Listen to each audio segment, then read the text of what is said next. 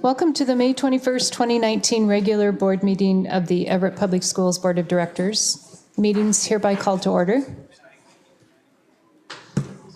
Will you please stand and join me in saying the Pledge of Allegiance?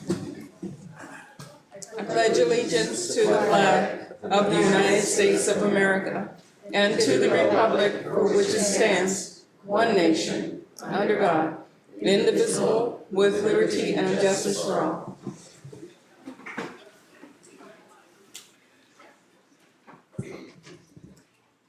Will the Secretary please call the roll? President Andrews. Present. Vice President Mason. Present. Director Lassane. Present. Director Mitchell. Present. Director Nankar. Present. Student Representative Tran. Present. Thank you. Our first item of business is the adoption of the agenda. Dr. Cohn, will you please introduce this afternoon's agenda? Yes, consistent with the plans established at your 2018 Summer Planning Workshop, tonight's agenda contains several elements related to both the district's strategic plan and the board's annual goals. Tonight we've got a fairly slimmed down agenda because of your superintendent search process, the work that you're doing tonight, and the two very significant action items on your agenda. So tonight there's a segment for routine business, the consent agenda, a segment for the superintendent's report, a segment for information items, a segment for new business, and one for upcoming agenda items. Tonight we do not have recognition or board comments or strategic progress reporting or any unfinished business.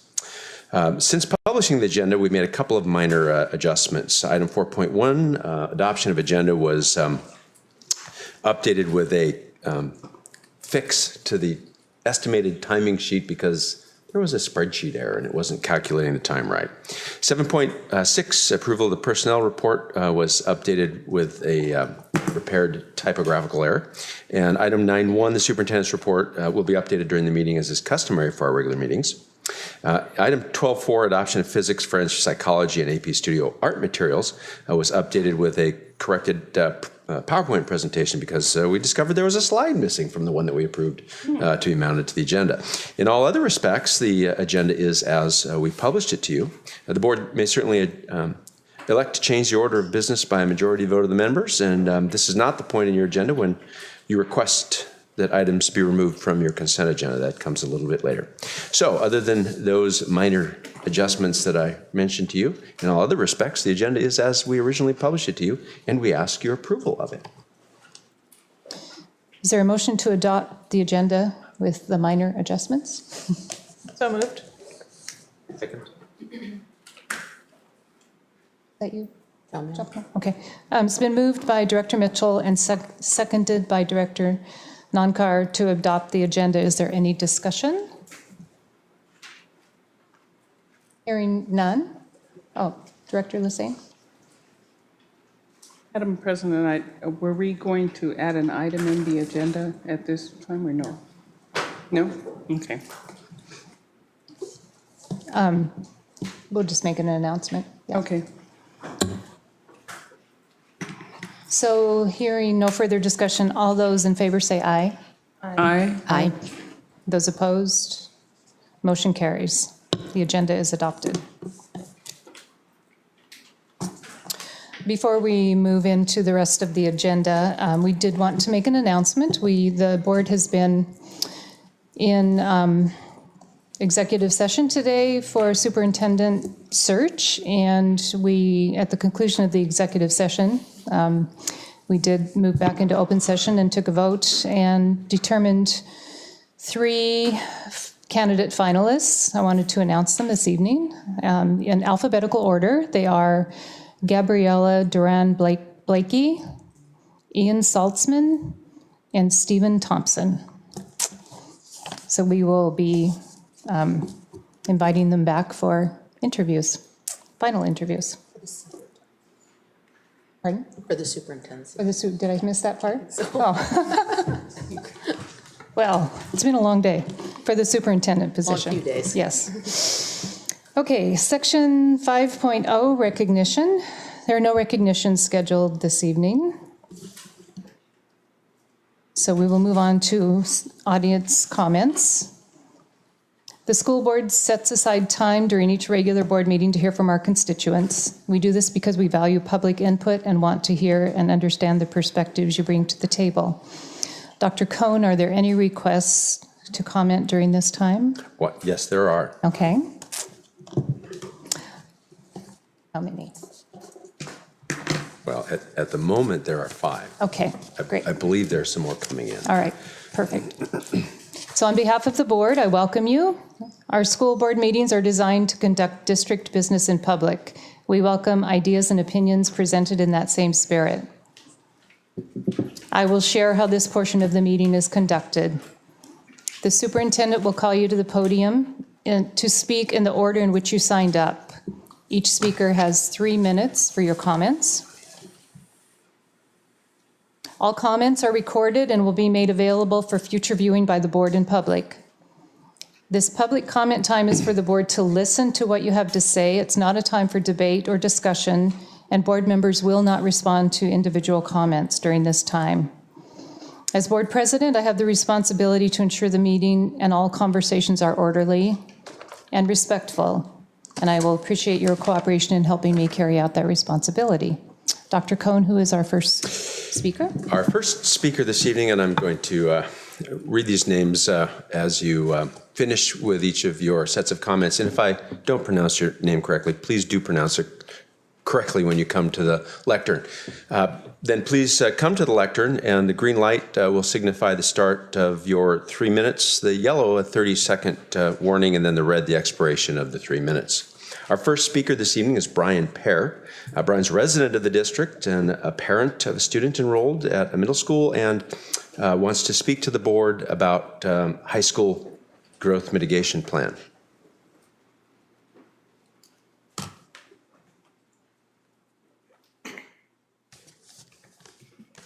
Thank you for your time. This is the second time I've been up here, and it doesn't get any better. I'm very nervous. But I just, as I said, the second time I've been up here. Last year, I spoke for the first time in any kind of public event kind of thing, because my youngest son was being moved from Mill Creek Elementary School to another school because of the boundary change. And now I'm here a second time because my older son is moving, is going to have to, well, proposed to be moving to another high school, because he's going to, well, he's going to Jackson High School next year, but then he's, because of our boundary, because of the boundary cutoff in group number 2, he's supposed to go to Cascade. And while I understand for my youngest son moving from Mill Creek Elementary School to Silver Lake, which technically is closer to us, we only live a half mile from Jackson High School, and so I don't understand why he has to move so far away when he can just walk to high school. And now it's going to be much more. It's going to be a burden, a large burden for us to be able to either figure out busing or to take him to high school. So. And when we first moved to the area and bought our place, we did so just like many other families because of the schools that we were in the boundaries of. And so we were hoping that we'd be able to, our children be able to grow up and go to the schools that we wanted them to. Just like other parents, they want their kids to go to the best schools. And so you buy property or, in the place where you're in that school district. And so when you go through all that and then you find out later, like, oh, well, things are just going to be changed. It's disheartening and it's frustrating, and it's hard as for a parent to be able to, tell your children that, oh no, you can't go to that school. That's practically right across the street. You have to go to this other school, kind of thing. So I just want to let you know that it's. I know your job is very difficult, and I don't envy it, but it's. Just understand that it's very hard on the parents and stuff. So, okay. So I guess that's my time. Oh, so there was one comment on here that said students whose residents are within the current 1 mile walking radius of Jackson High School should remain at Jackson High School, and I hope you adopt that suggestion. So, anyways, thank you very much for your time. Appreciate it. Thank you, Mr. Pear, for your comments. I do want to clarify, though, if that recommendation is approved, the changes do not go into effect until fall 2020. It's not next year.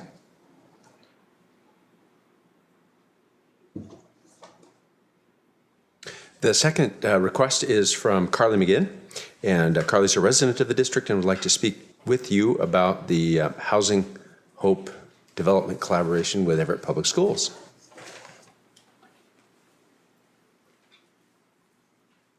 Hi, thank you for receiving my comment this afternoon. Housing Hope continues to provide evidence to us that their work in our community will be a critical piece in a comprehensive plan to address homelessness in our community. Housing Hope fosters independence and pride in the citizens that benefit from their help, but also is a point of pride for Everett residents that neighbor their projects. As a resident of Norton Avenue between the Housing Hope Crossroads and Kennedy Court projects, for many years, I found them exemplary in the quality of their building and landscape maintenance. I watched them renovate Kennedy Court with care and attention to detail that enhanced the neighborhood and showed respect to both the historic home and to its residents. We have, I think, a unique opportunity now to use this precious local resource for the benefit of another very precious local resource. We have this surplus urban land, and we can use it for our community's youth. And I can't imagine a better use for this property than facilitating that safer, more nurturing environment for our youth to find the support and stability necessary to complete school and to take those next steps toward becoming adult citizens in our community. So thank you very much. Thank you. Our third speaker is Dean Smith. Dean Smith is a resident of the district and would like to speak with you about Housing Hope. Thank you. I've just been sitting here pleased that I wore shoestrings tonight that match your chairs. That's a mark of distinction, I think. I am the former chairman of the Port Gardner neighborhood, where this Norton ball field is located. And in my time in the neighborhood, I have seen several ideas about the use of that ball field, and I've seen the pros and cons for each of those. I've also worked with Housing Hope for the last couple of years, and I'll tell you that I have never been in an organization I thought was better managed, more sustainable, more compassionate with our needs in our society today. And I can't imagine a more noble use for the Norton ball field than the use that Housing Hope proposes for it. Thank you very much. Thank you. Our fourth speaker is Mark Smith. Mark works for a business located in the district and would like to speak with you about the Housing Hope Project. Thank you for the opportunity to speak this evening. My name is Mark Smith. My office is on Rockefeller. I'm the Executive Director of the Housing Consortium of Everett and Snohomish County, and our mission is to address housing challenges and opportunities in the county, countywide. I have about 50 member organizations. Full disclosure, Housing Hope is one of those organizations, and Fred Safstrom, their CEO, sits on my board of directors. However, I am not in the employ of Housing Hope. We published last year a report called Housing Snohomish County Report. Just in the city of Everett, there are over 4,000 households, low income and extremely low income households, that are spending more than 50% of their total household income just on rent. So if you take a moment and just take your own total household income and imagine that you're spending 50% of that on rent or on housing costs, you can imagine what a burden it is if your total household income is only $25,000 a year, which is often the case. The city has made great progress in addressing affordable housing needs. Cocoon House recently opened a new facility up on Colby. And Catholic Community Services is opening a project in September. Housing Hope is opening their project, or will be completing their project, Hope Workstation, later this year. There is still tremendous need in the city, and the need is no greater than that for children and their families. Your partnership with Housing Hope, I can't emphasize this enough. I've been in this job for 7 years, and prior to that, I was involved in the public sector for a number of years as well. And Housing Hope is without a doubt one of the best organizations I've ever worked with, and no, they did not pay me to say that. They truly are remarkable. They were when I took this job 7 years ago, they were one of the first organizations I visited, and I was truly startled and then just so grateful that they're in our community to do the work that they do. You couldn't ask for a better partner. Their housing projects are well run, and they are an asset to the community. We know one of the things that sets Housing Hope aside is that they are specifically geared towards moving people and families along the wage progression ladder. Right? Not just keeping them in supportive housing permanently, but helping them to acquire the skills to move up and out. And this is no more true than it is for children. It is a real need. We know that when people have safe, stable, affordable housing, their educational outcomes are far better for the kids. Employment outcomes and health outcomes are better for the entire family, and community thrives when everybody has safe, stable, affordable housing. I urge you to support this project. Thank you. Thank you. Our fifth speaker this evening is Mary Helen Dean. She's a resident of the district and comes to you to speak about Housing Hope.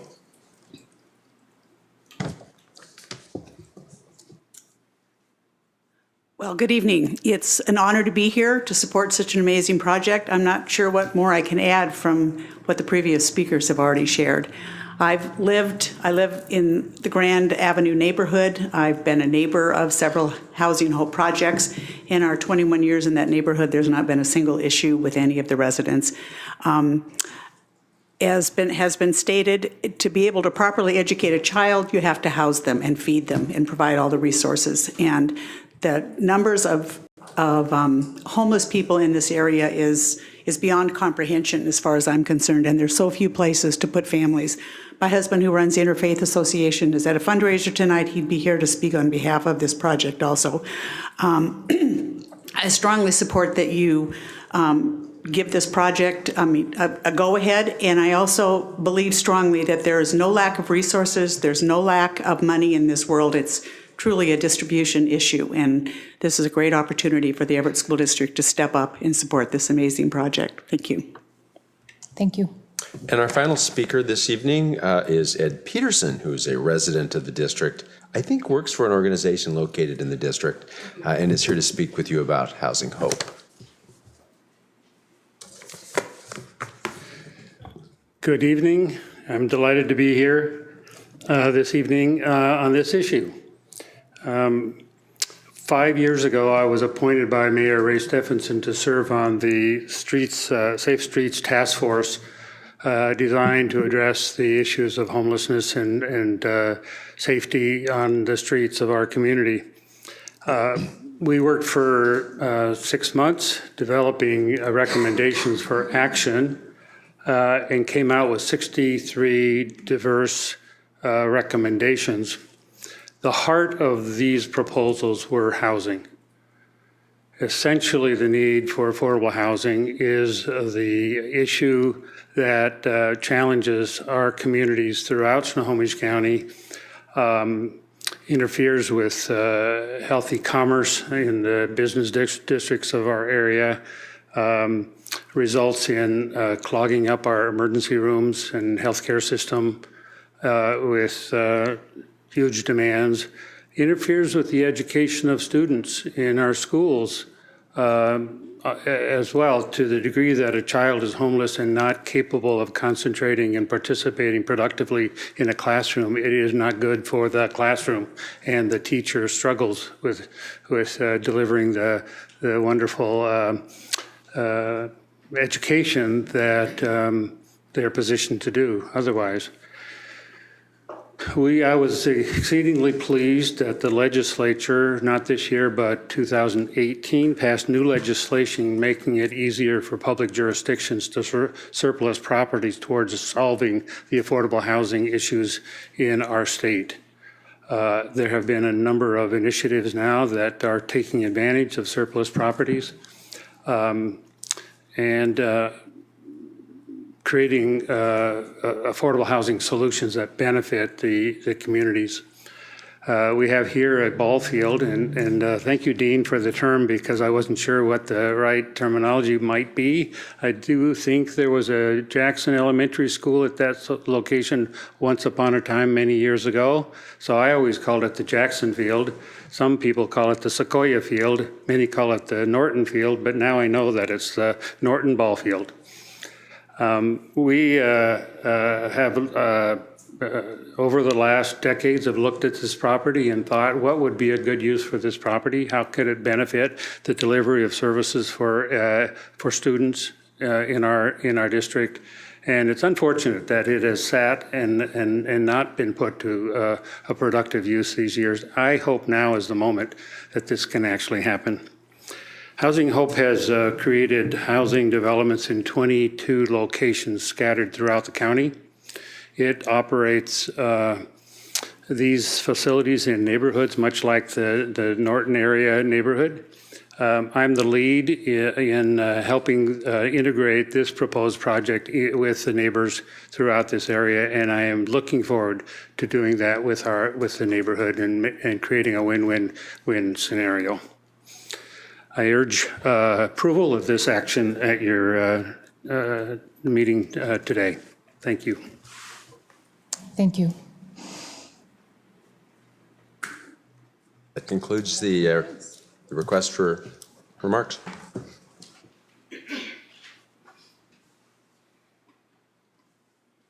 We'll move to section 7.0, consent agenda. Dr. Cohn, would you please provide an introduction to the consent agenda?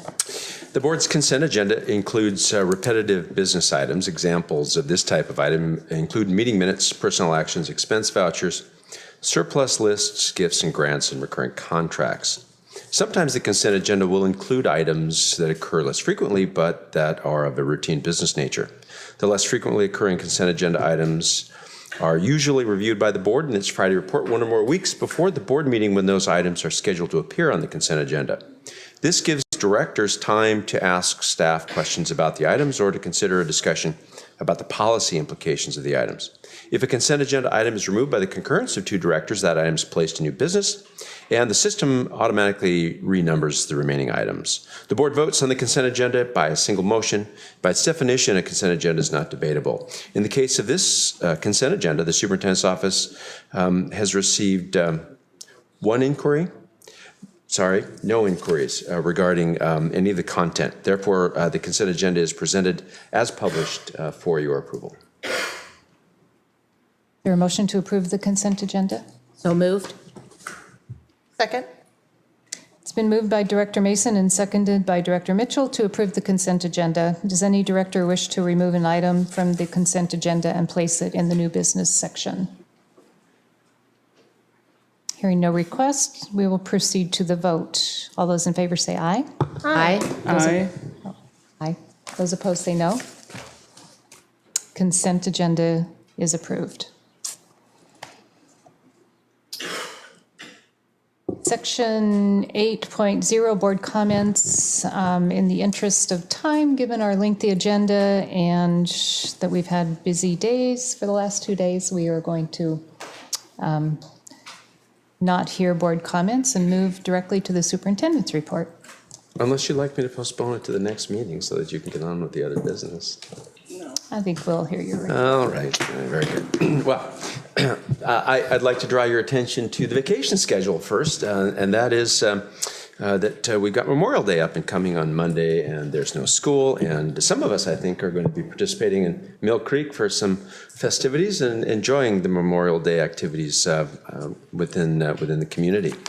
We've got 3 categories tonight. It's hopefully a fairly brief a fairly brief report. First up is some really good news. Some students at Jackson Elementary were inspired by Dale Chihuli's glass art, and with the help of their PTA art docents, created their own kid-friendly artwork. Their work is now on display at the Shack Art Center.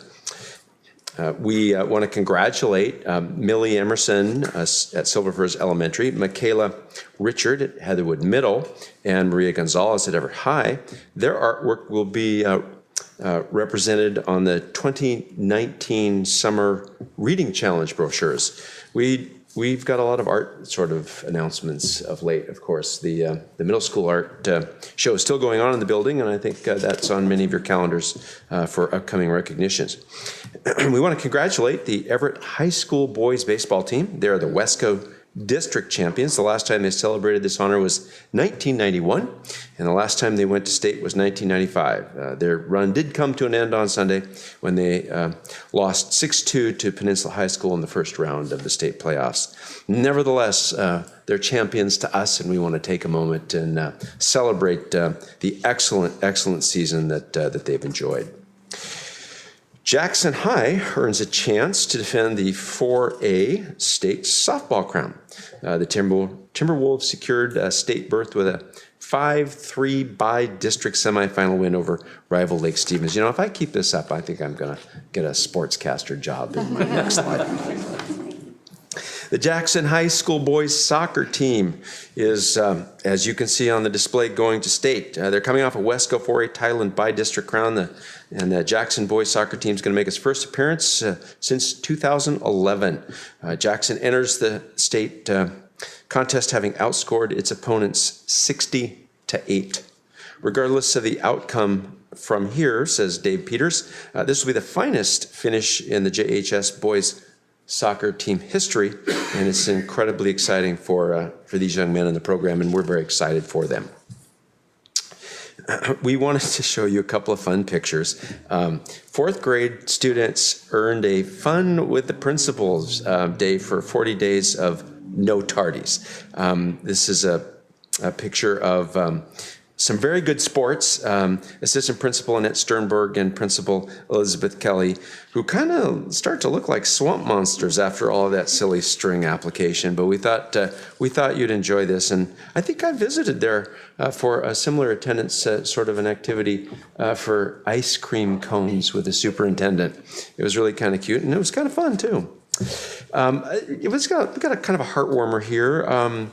Earlier in the school year, Warren Grissom noticed that his friend Matthias Diaz Abreu, or Abreu, would watch Gaga Ball. I don't know if you've ever seen a Gaga Ball pit, but if you haven't, you should visit one of the schools with one. This happens to be, I believe, Forest View, and yes, it is because it says so on the slide. So he was watching students play Gaga Ball, but his friend was not able to play because the pit doesn't have a door. Wasn't designed with them.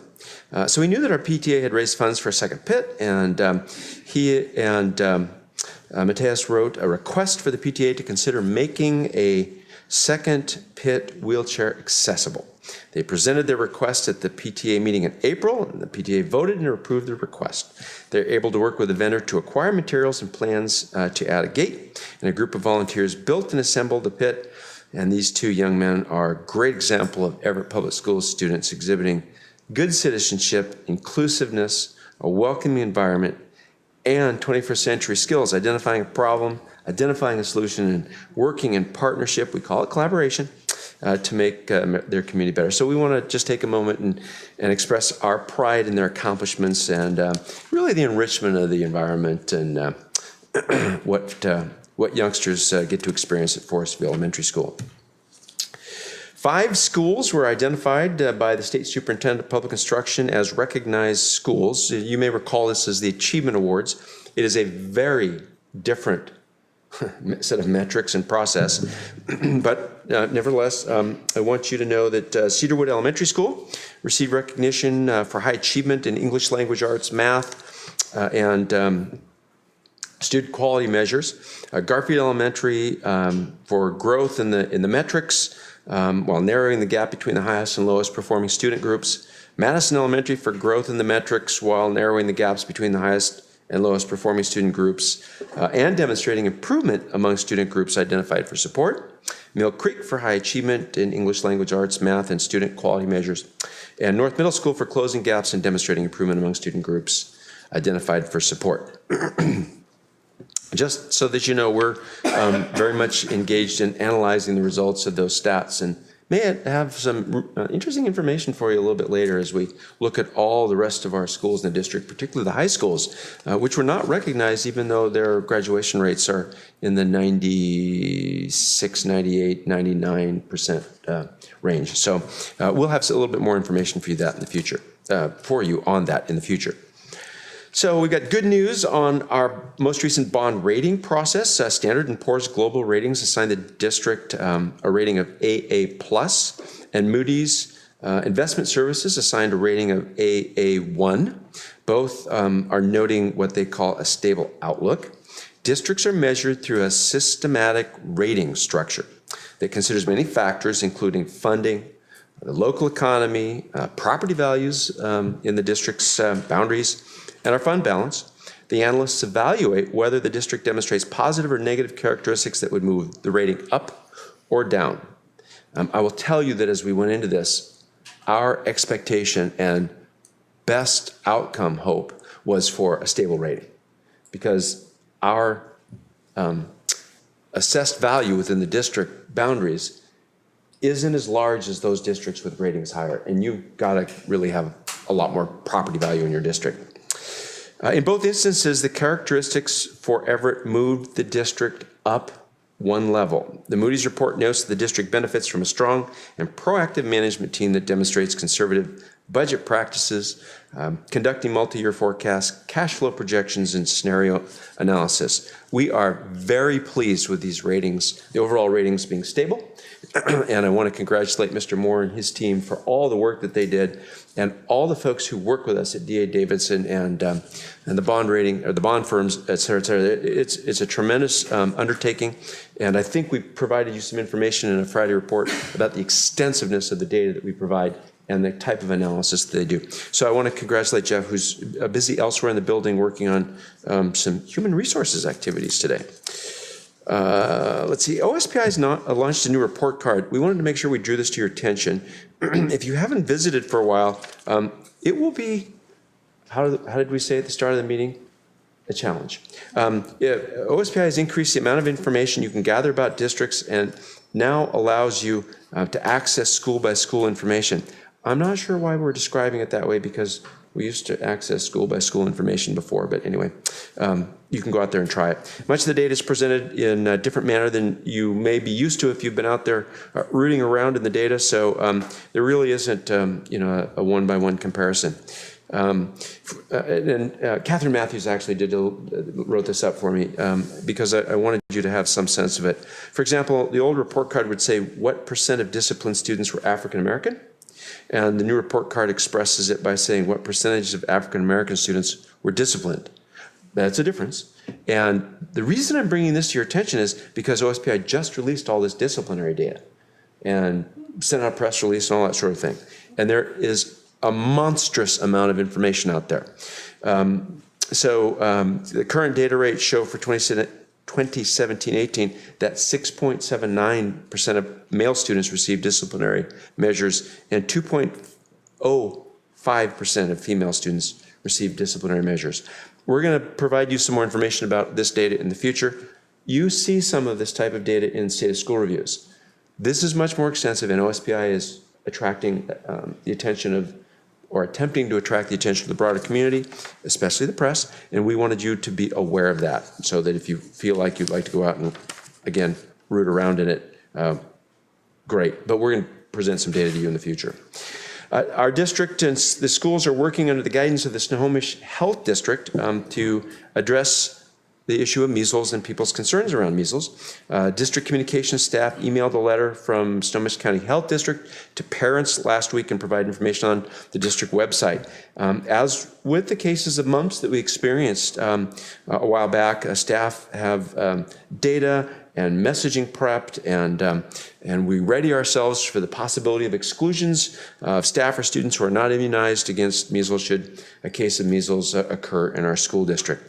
And I have some data for you about some percentages of unimmunized students, but it's hidden behind the slides, and I'll have to wait till I'm done to show it to you if you want to spend time on it. Last slide, Tambar Creek Elementary School. The installation of the large exterior storefront windows begins this week.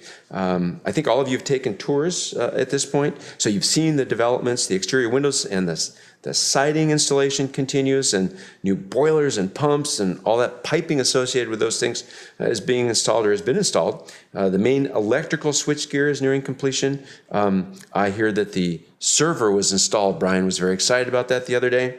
He says this is a server that absolutely will not fail.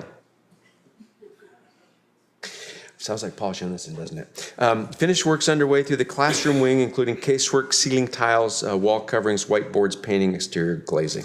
At North Middle School, the brick siding is complete. The remaining exterior siding is about 60% complete. The utility providers have made final connections for the new building. Paint, ceiling grid, ceramic tile. Finish is underway. The cabinets are being installed. The elevator cabin hoists are in place. Kitchen, well, there are other things that they're installing, and we're very, very close to reaching conclusion, which I understand will certainly happen before the school year starts again. And I'm looking forward to seeing pictures. I would also say, just in close, although we don't do any community or school visits, that we had a very busy week last week, and I want to thank Director Lassane. She was the guest speaker at the NJROTC award ceremony, and I also want to thank General Reese, who came to that as well. I want to thank Dr. Scott and several of our staff who sort of piggybacked on the wonderful Evergreen auction, which raised, I understand, $50,000 or more. And we did a lovely, they did a lovely recognition for Dr. Stewart and her service in the district. It was a great event. The Housing Hope Stone Soup event this last week was just superb. We very much enjoyed the gathering for our PTSAs, and we have a couple of events coming up this week, the Superintendent Scholar Awards, and I've invited, and former Superintendent Shoneson is planning to be there with us tomorrow night, and then we have I believe Economic Alliance luncheon coming up, and we just have a very busy few weeks. It's that season, and I'm very excited, and thank you all very, very much. That would be my report for this evening. Thank you, Dr. Cohn. And it has been busy, I agree, yes. But a good busy. Section 10.0, strategic progress monitoring. There are no progress monitoring items this evening. Also, Section 11, unfinished business. There is no unfinished business scheduled for this agenda, so we'll move on to Section 12, new business. And we have 7 items of new business. We'll start with Section 12.01, approval of student representative to the school board. Mr. Polk, will you please introduce our student? Yes, good evening. So it's my pleasure to introduce to you Everett High School sophomore student Amina Hussein for your consideration as a student representative to the school board beginning September 2019. So Amina is currently involved in several school organizations, including National Honor Society, International Student Organization, and the Black Student Union, and she holds leadership positions in many of those groups. In the community, she's been a part of the YMCA My Achievers program and the Youth Development program at Everett Community College. Amina has a strong drive for personal improvement through a variety of programs. For example, in her interview, Amina described her desire to participate in a student program at Rainier Beach High School in Seattle. Because she didn't want to interfere with her parents' busy day or interfere with her friends, she took 3 buses from Everett down to Rainier Beach High School in order to participate in this program because she saw it as an opportunity for self-improvement and to be able to pass on to her fellow students. So very impressive indeed. Amina is going to be a fantastic contributor to the board, and she's going to represent the students of Everett Public Schools very well. So at this time, I ask the board to approve Amina as our next student board representative, and I appreciate your consideration for this. So if you have a few words, go ahead. Thank you so much for granting me with the position of the school board representative. I understand this opportunity doesn't just go to anyone, and I understand the responsibilities of this position. I am driven to make a positive impact at Everett High School and at the Everett School District. From becoming the next ASB vice president to being an officer in 3 clubs, I understand what it takes to be an efficient leader. To me, being a leader doesn't just mean making decisions based on your own standpoints, but also listening to the inputs of others and molding that into an idea. I strive to be someone everyone could count on with this position, and I will use this platform to make sure that every Everett High School student voice is heard.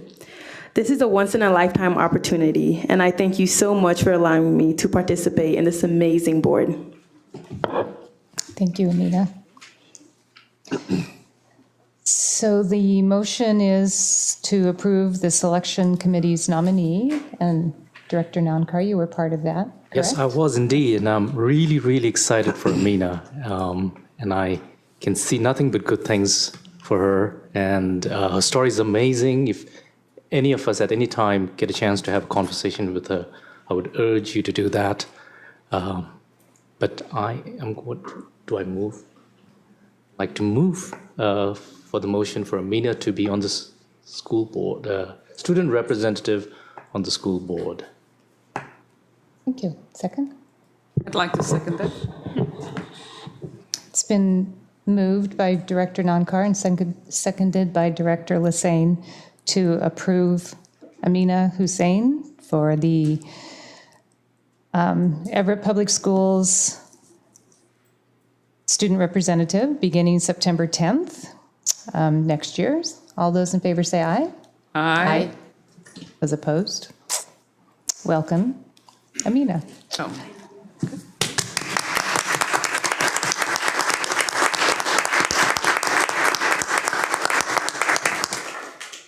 We look forward to having you join us in September. I know Hannah looks forward to having a fellow representative on the board. Can we introduce ourselves? Sure. That, Okay. Amina, can you come up here so we can introduce ourselves? Come on up. It's big, yeah. I'm Tracy Mitchell, and I'm a junior at Jackson. Yeah, so congratulations. And you have to just sit next to me, so I'll take good care of you. Welcome. Hi, I'm Caroline Mason. I'm Coulter Mason's mom. Goes to your school. It would be great to have you on board. Thank you. Congratulations, I'll be a senior at Cascade. Oh, really? Yeah. Thank you. Welcome again. Welcome. I look forward to seeing you in September. And then we'll move to section 12.02, approval of resolution 1199, surplus property and ground lease agreement with Housing Hope Properties. Mr. Gunn, will you present this item, please? Yes, I will. Thank you and good evening.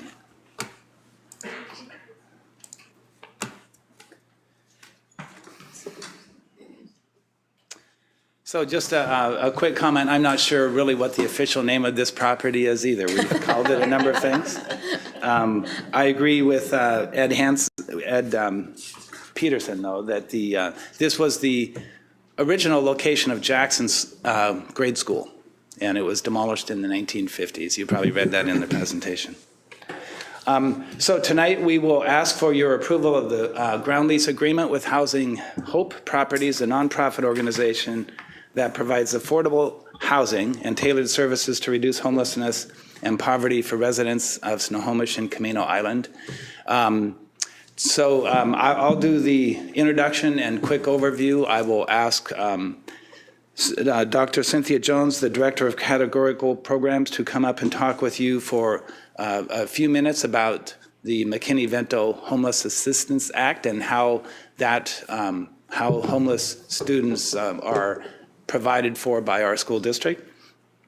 Then I'll cover in more detail for you the ground lease agreement terms and conditions, and then to finish up, I'll ask the CEO of Housing Hope, Fred Safstrom, to make some comments for you, and then I will come back up and ask if you have any questions or conversation that you'd like to participate in.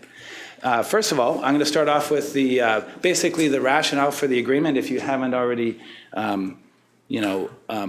gathered this from the comments you've heard at the beginning of the meeting, this project is aimed directly at improving the graduation rates of homeless students living in the district and served by district schools, with the alternative high school as the first priority. At the close of last year, some statistics for you. The district served 1,255 homeless students living within its boundaries and attending district schools, 146% increase over to the 2009-10 school year. We also served 390 students attending other school districts who live within our boundaries, for a total of 1,645 students served last year. This year, as of May 16, we have served 1,118 homeless students attending our schools. Our overall four-year graduation rate last year for all students was 95.7. Homeless students graduated at a rate of 84.7, certainly higher than the state's rate of 55%, but less than our overall graduation rate of 95.7%. So this program, this property, this opportunity is targeted at helping those homeless students improve their success in our schools, as well as an early childhood center option at the option of the Housing Hope, assuming that you approve the agreement tonight. They have an option to provide an early childhood center that is intended to serve homeless students with children of homeless students' families, and to operate in partnership with the Child Care Center at Sequoia High School. So that's an overview of the rationale for the project, and now I'll ask Dr. Cynthia Jones to come up and present some information to you. Well, thank you, Mike. Good evening, everyone. I wanted to quickly review who we're talking about when we talk about our students experiencing homelessness. Under the federal McKinney-Vento Act, students are homeless if any of the three factors on this slide are missing. In other words, all children need a home that is fixed, regular, and adequate to thrive. Children may be eligible if they are living in any of these situations, including couch surfing, doubled up, or sharing the housing of others because of an economic hardship or loss of housing and lack of other alternatives. Children living in motels, campgrounds, cars, and places not designed for nighttime residence may also qualify, as do children living in shelters. Particularly relevant when we talk about the population at Sequoia are those students who are unaccompanied homeless youth. Unaccompanied homeless youth are those not in the custody of their parent or legal guardian. They may be living on their own or living with a friend, neighbor, or relative who does not have custody. The earlier slide shared that we served 1,255 McKinney-Vento students last year. The difference on this slide is due to different reporting dates for OSPI. Everett Public Schools has by far the largest number of students experiencing homelessness in the county. Much of that is attributable to the number of shelters and service agencies located here. The different colors indicate the student's living situation when first identified as homeless.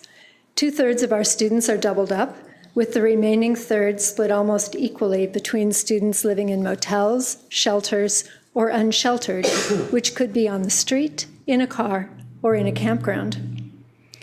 As mentioned earlier, the number of kids in transition, or KIT, as we refer to our program for McKinney-Vento students, has grown steadily year over year.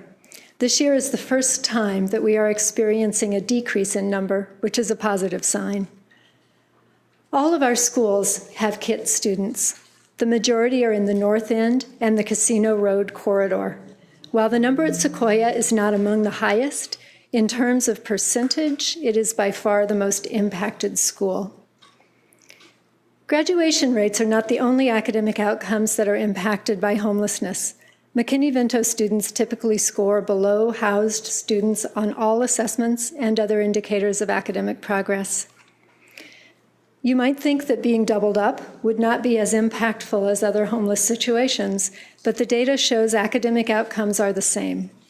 The stress and uncertainty of not having your own place, of never knowing how long you'll be able to stay, of living in crowded conditions, appears to impact students just as much as living in a car or a motel. When students already at risk change schools, they typically lose 4 to 6 months of academic progress. This is one of the reasons we work to keep our students enrolled in their same school, regardless of how many times they move. Moving from place to place, the uncertainty that comes from not knowing where you will be sleeping, and the environmental factors associated with homelessness that trigger poor health all affect students' attendance, significantly impacting their academic progress. How does McKinney-Vento support children and youth experiencing homelessness? Most importantly, it promotes school stability so that children do not have to change school every time they move. The school district is required to provide transportation so that the student can continue to attend the same school. This map shows all the districts with which we are sharing transportation to achieve that goal of school stability. The lease agreement with Housing Hope will provide more housing so that we can reduce the number of miles we are driving every day to get students to and from school. But more importantly, the goal is for these vulnerable students to have the stability and security they need to attend school regularly and flourish academically, socially, and emotionally. What a homeless student needs most is a home, and this project is intended to provide just that. This was written as one of those Thanksgiving writing assignments by a 4th grader. It reads, "I'm thankful for my bed and house. I'm thankful for this because I know what it's like to sleep on concrete in a van, sometimes in the rain and snow. I know what it's like to move here to there to nowhere. It's not good. You can barely even afford food, let alone a place to sleep. The moment you sleep in a bed, it feels like you are sleeping on a cloud." We are very excited with this opportunity to make this dream a reality for more of our students and their families. Thank you very much. All right, now I'm going to cover more of the details and the terms and conditions of the agreement. In this agreement, the school district would lease to Housing Hope Properties for 75 years, approximately 2.96 acres of land located at 36th Street and Norton Avenue in Everett. The field, this property is currently a grass field near Sequoia High School to the south and a little bit to the west of the school up on the hill. It has been vacant and underutilized for many years. I mentioned a little while ago, this was the site of the original 8-classroom Jackson grade school built in 1902, demolished in the 1950s. So it has been basically vacant since then. In return for the school district's leasing this property to Housing Hope would agree to construct an affordable housing apartment on the property owned by the school district. The anticipation is that the project would be 2 stories high, 34 low to moderate income residential units, including 7 3-bedroom units, 20 2-bedroom units, and 7 1-bedroom units. And also at the Housing Hope's discretion, up to 10,000 square feet of space to be used as an early learning center on the property. Fred Safstrom will talk a little bit more about that option. In this agreement, Housing Hope Properties has until June 30th, 2023 to obtain all the permits necessary to build and operate the facility, to obtain sufficient funding or commitments for the funding, obtain final approval of the feasibility by the Board of Directors of Housing Hope, and then also procure title commitment and a survey, and obtain a comprehensive plan amendment and or rezone. And then finally, they will be, within that period of time, Housing Hope would be required to waive any or all of the remaining contingencies.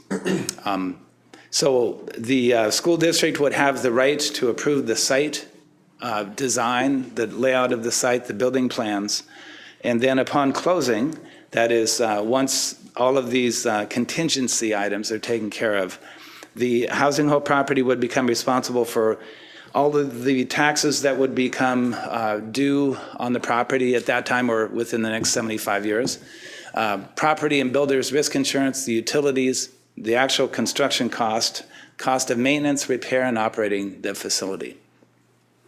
The agreement anticipates a substantial completion of the construction by June 30th, 2025. So with that, those are the terms and conditions. Now I'm going to ask Fred Sastrom, the CEO of Housing Hope, to come up and give you some comments from the Housing Hope's perspective. Okay, thank you. I am Fred Sastrom. I'm a lifelong resident of the district here. I'd like to open by congratulating you on being named our Partner of the Year at our Stone Soup event. Many of you were in attendance there, and Gary was there to accept that award on your behalf. So this is in recognition of a longstanding partnership that Housing Hope enjoys with Everett Public Schools. That is epitomized by both Tomorrow's Hope Child Development Center, which I'll talk about a little bit, and more recently, our Improving School Attendance Collaborative as a partner with us in this United Way Core Collaborative venture. Focused on families with children under the age of 8 who for various reasons are not finding their way into the classroom. And we're getting down to the core issues of why that is happening, and we're having great success in showing those improvements. I want to clarify that the field does have a name. I attended South Junior High School, and it very clearly is the upper field.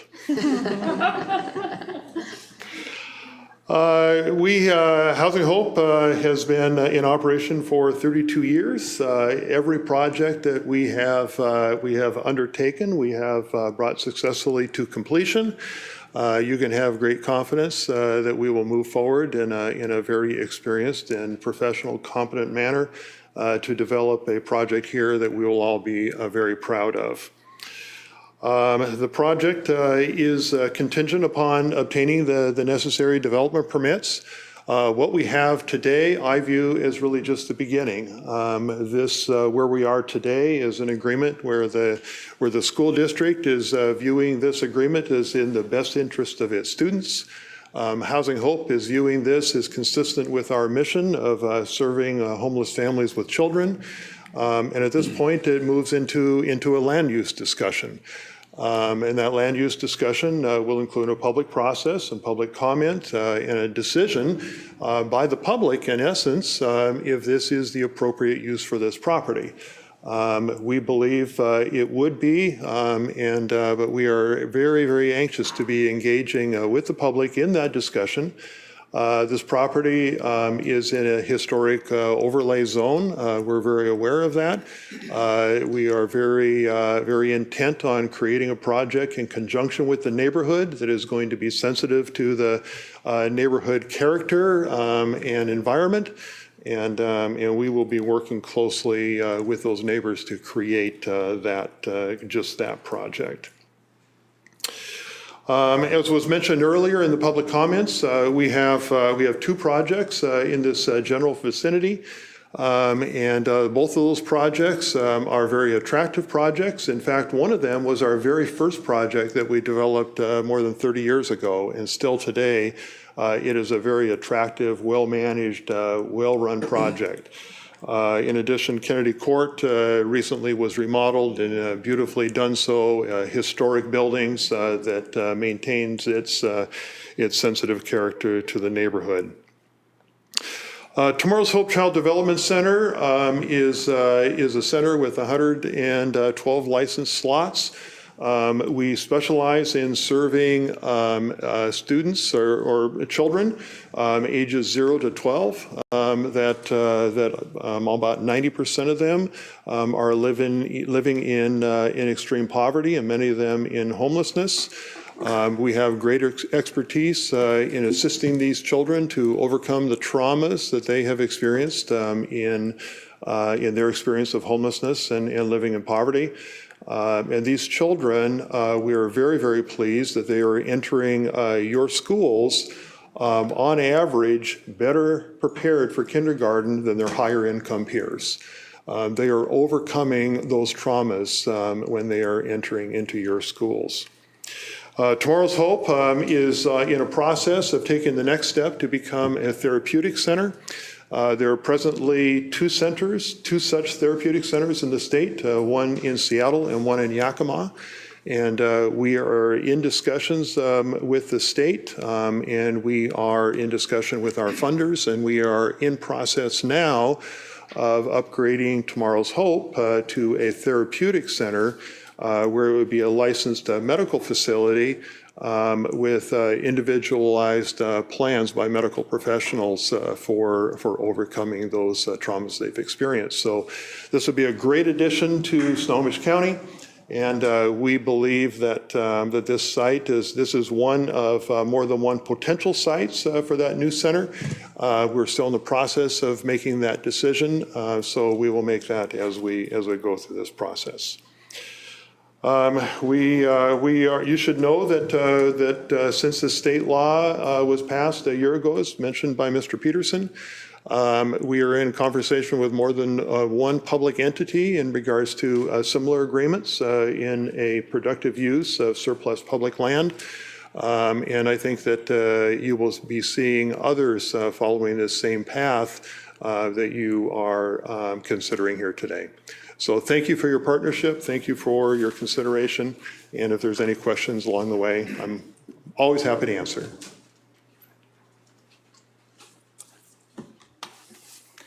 With that, I would open it up for any questions you might have or discussion, and ask, in addition, that you consider approving Resolution 1169 surplus property and ground lease agreement with Housing Hope Properties. Does any director have questions or comments? Director Hussain? I have one question. On page 18, it seems like, did we go over page 18 or did we skip that one? In the presentation? In the presentation. I will. We did skip that.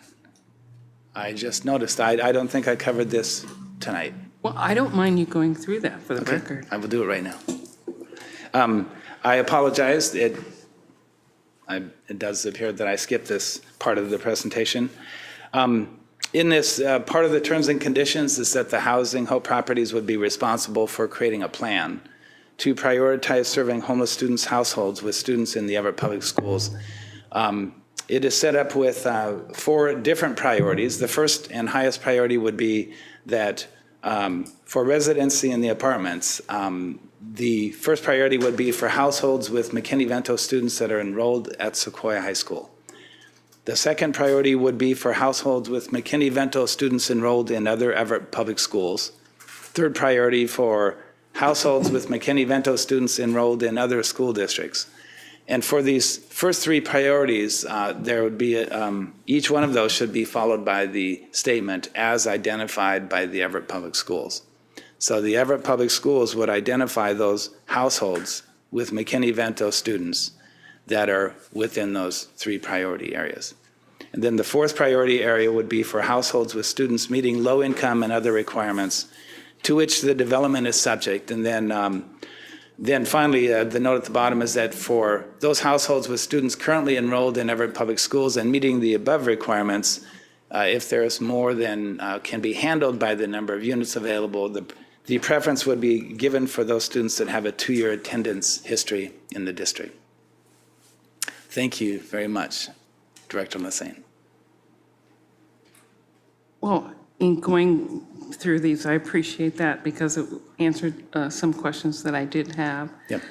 If we could turn back to slide 17. And this might be something that Dr. Jones might be able to answer the question. How did we come up with the statistics, or how do the statistics show what type of housing our students require? When we came up with 34, is that enough? Low to moderate income residents, including 7 3-bedrooms, 22 bedrooms, and 7 1-bedroom, because when I look at the number, it's over 1,200 KIT students that we accommodate within the district. Are we just touching the surface? We are just touching the surface. As Mark Smith commented in one of the comments, we are just touching the surface. As Mark Smith commented in one of the audience comments, there are some other housing that is also opening up, Catholic Community Services, Cocoon House. So there are some other things opening, as well as other low-income housing that is opening up in surrounding communities that has been very helpful and is what I think one of the factors attributing to the decrease in numbers. But this doesn't begin to address 1,255 kids, no. I am not the person to respond to why this is a 34-unit project. That would have to be our Housing Hope friends.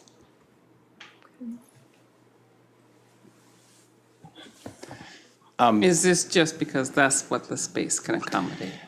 That's what I'm assuming, and I would ask Fred Safstrom if he has any insights as to how those numbers of units were determined.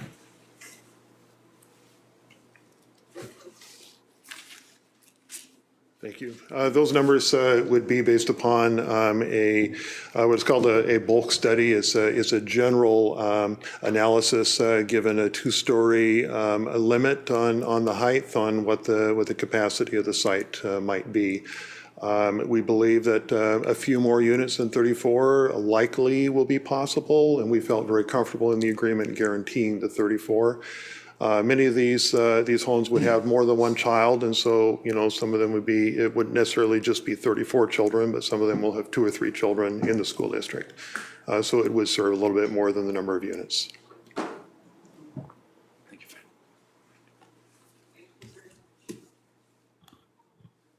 Other directors? I had a question. Just curious as to what you have to do to comply with the historic overlay zone? Sorry. Stay up here, Fred. Yes, there will be discussions with the neighborhood to create a design in consultation with them that would be consistent with the neighborhood. The preliminary plan would be reviewed by the Everett Historical Commission, I believe their name is. They advise the Everett City Council, who would make a final decision on that. Interesting. Thank you. Mm-hmm. I'll stand here for a minute. Yes, please. Do you have any more questions for us? I don't believe so. Just want to comment what a win-win situation this is for our homeless families, students, our school district, our community. I think stealing Dean Smith's words, there can't be a more noble use for that upper field of South Junior. So with that, is there a motion to approve Resolution 1199, surplus property and ground lease agreement with Housing Hope Properties? So moved. Second. It's been moved by Director Mason and seconded by Director Mitchell to approve Resolution 1199. All those in favor say aye. Aye. Opposed? Motion carries. Thank you very much. Thank you. Good job. Thank you.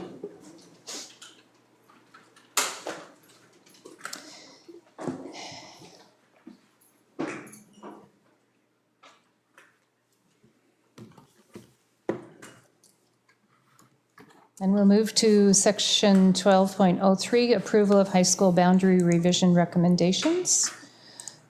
Mr. Gunn, will you please present this agenda item? I will do so, and I will try not to skip a slide this time.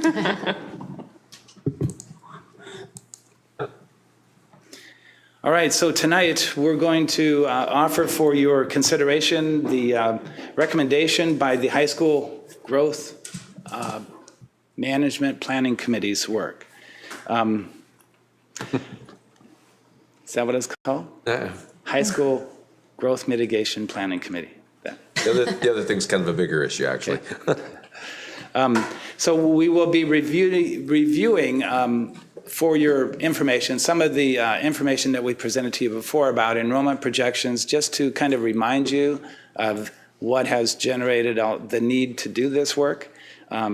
We will talk with you about the formation of the committee, the process, and how they develop their recommendation. We will review the superintendent's recommendation to you about this and then ask you to consider approving the recommendation.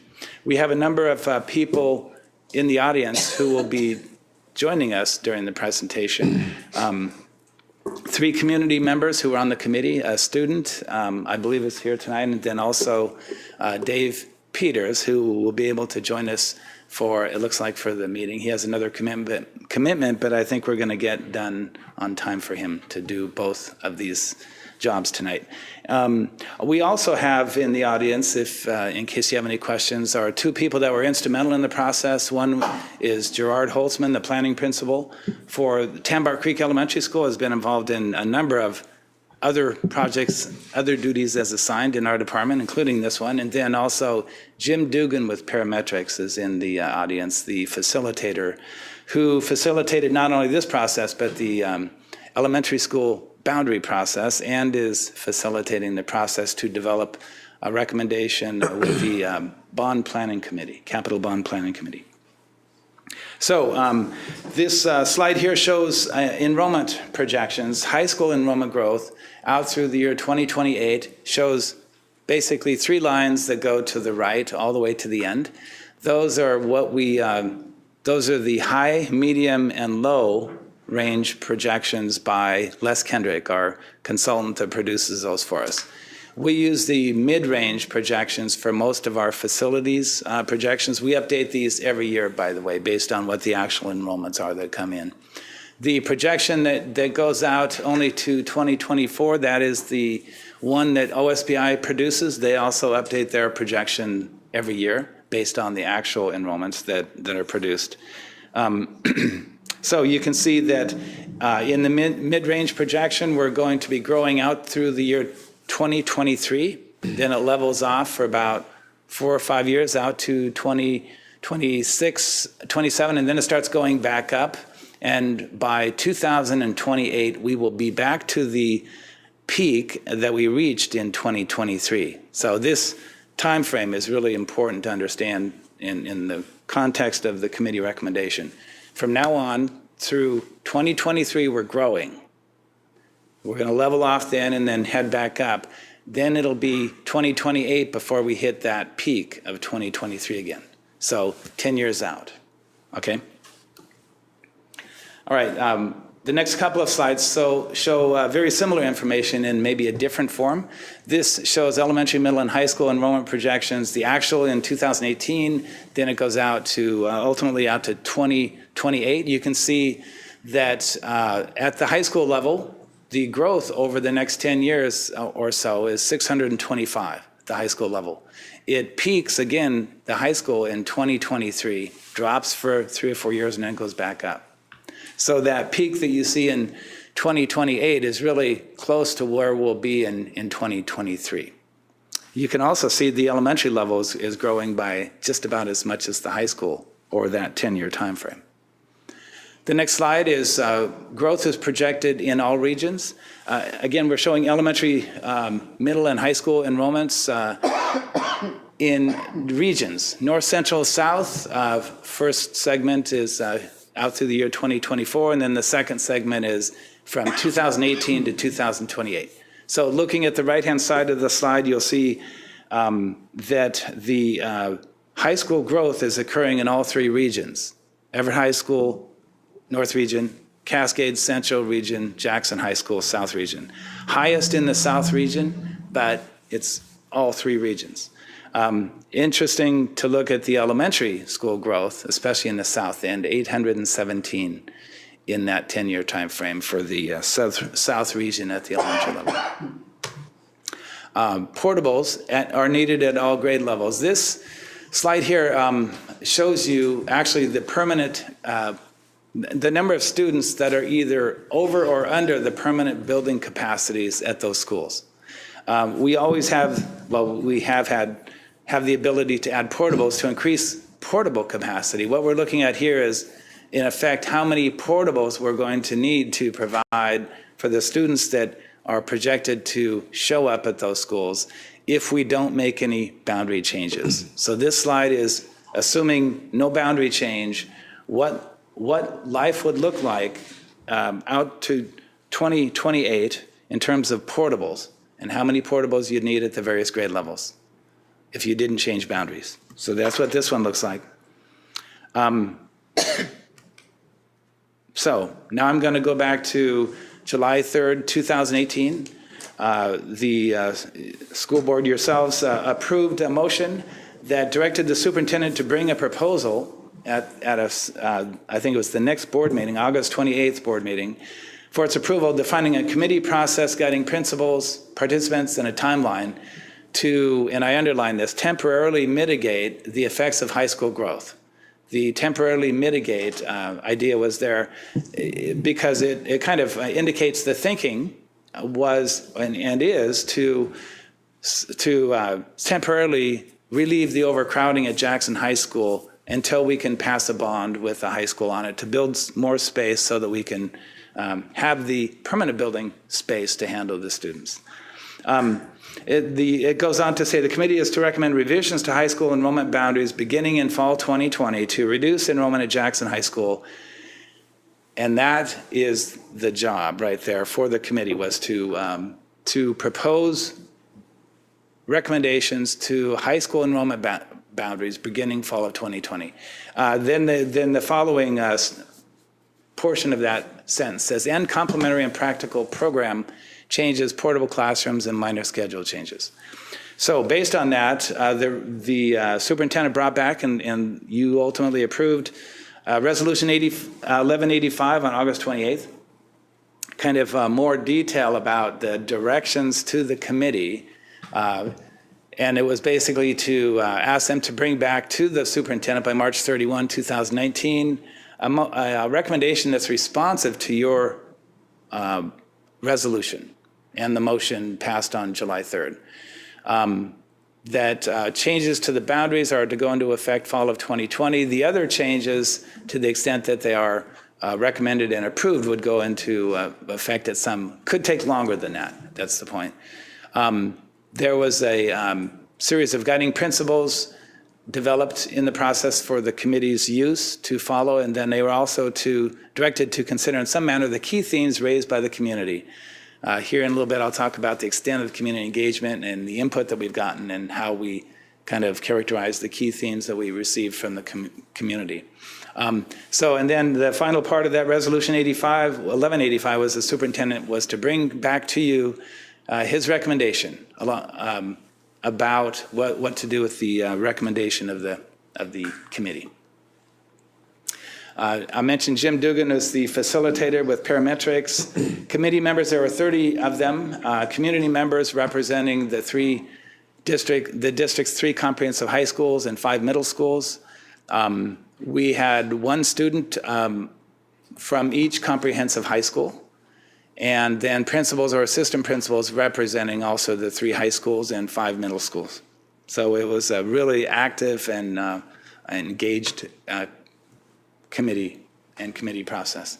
We had staff support from a variety of departments, in particular facilities and planning, obviously, curriculum assessment, special programs, teaching and learning, transportation to business services, learning and information systems, and then also communications played a key role in all of this. The idea of communicating this out to out to the public and then soliciting the input and reporting that back.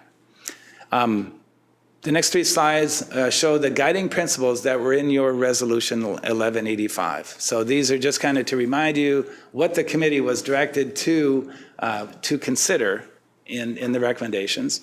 I will say up front that there's really, it is impossible to totally comply with all of the guiding principles because a lot of times in the real world, they're competing guiding principles. You can't please everyone. You can't meet all of these guiding principles in it. But the committee had the job of considering these as they did their work.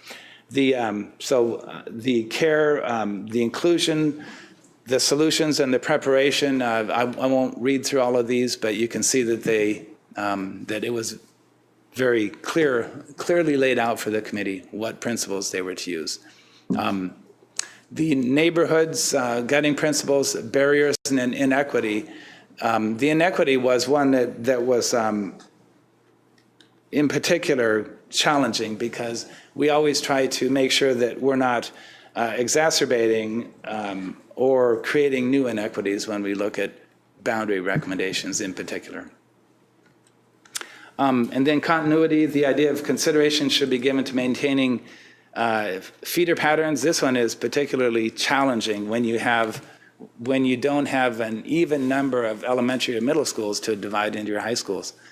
If you had, for example, 3 high schools and 6 middle schools and then 18 elementary schools, you could divide them equally, but we don't. We have 5 middle schools, so you have to break the line somewhere. And then efficiency, transportation routes should be as efficient and reliable as possible.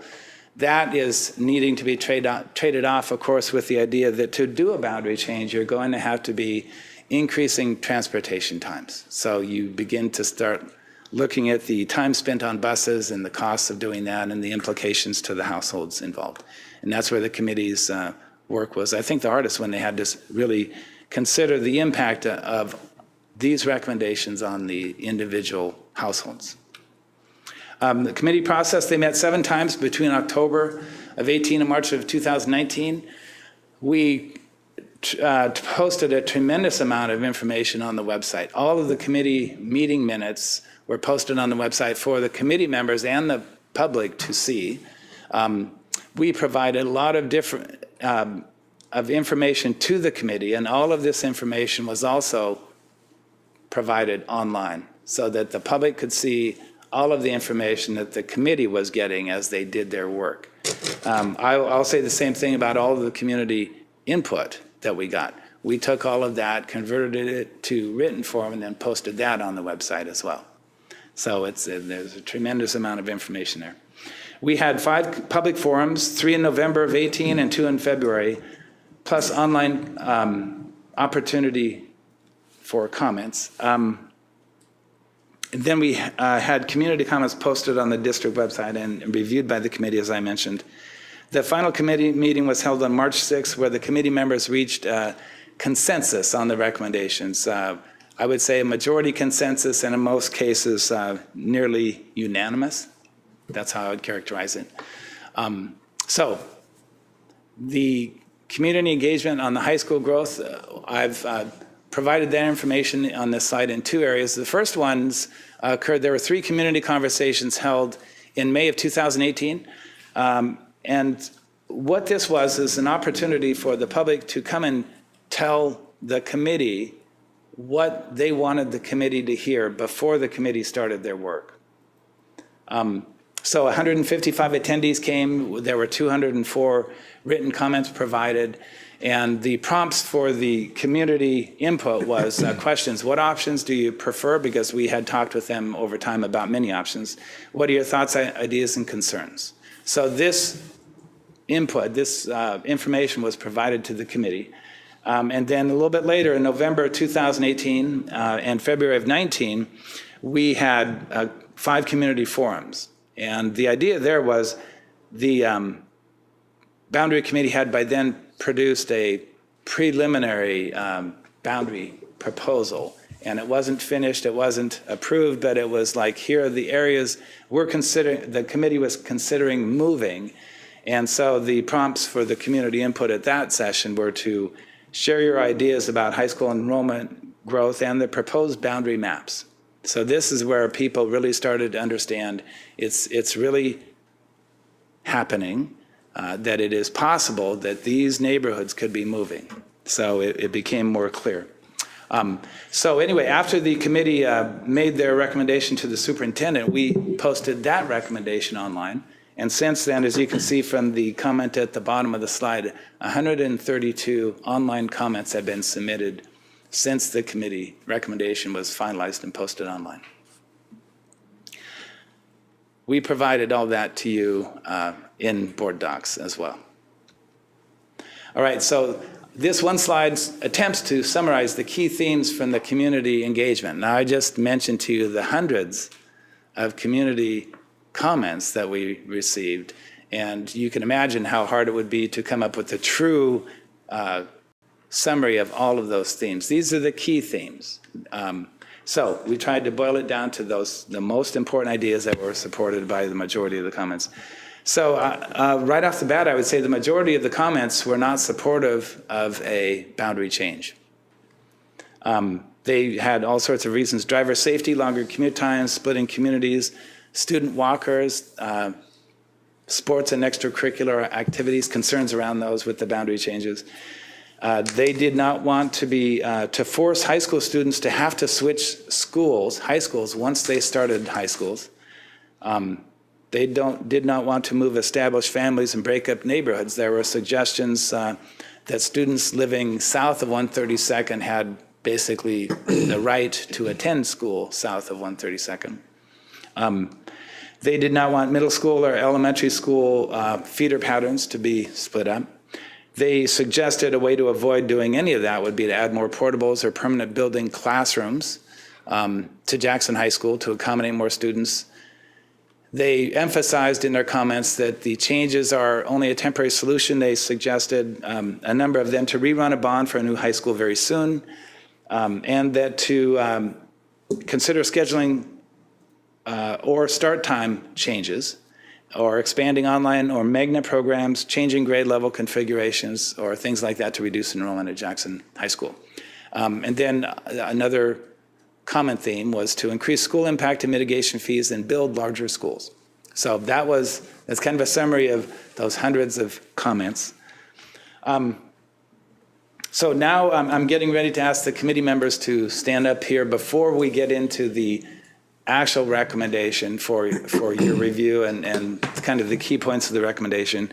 I wanted to just kind of point out that the school district's charge to the committee was to recommend revisions to high school enrollment boundaries beginning fall 2020 to reduce enrollment at Jackson High School, along with some other complementary and practical program changes. So basically, you charge the committee with a boundary change recommendation.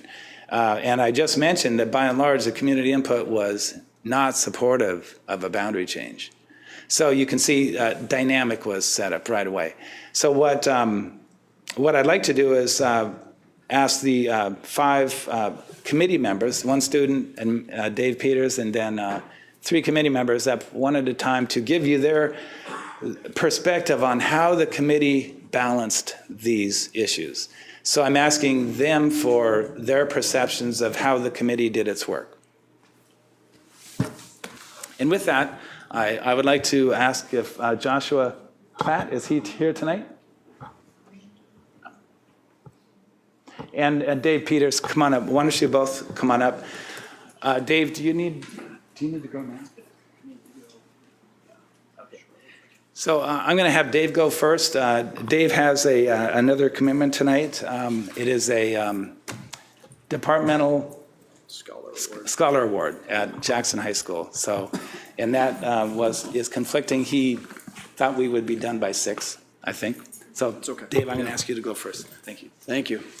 If I can walk out of here and hop in my car and drive back and walk into the podium, I can start talking there too, so that'll work out fine.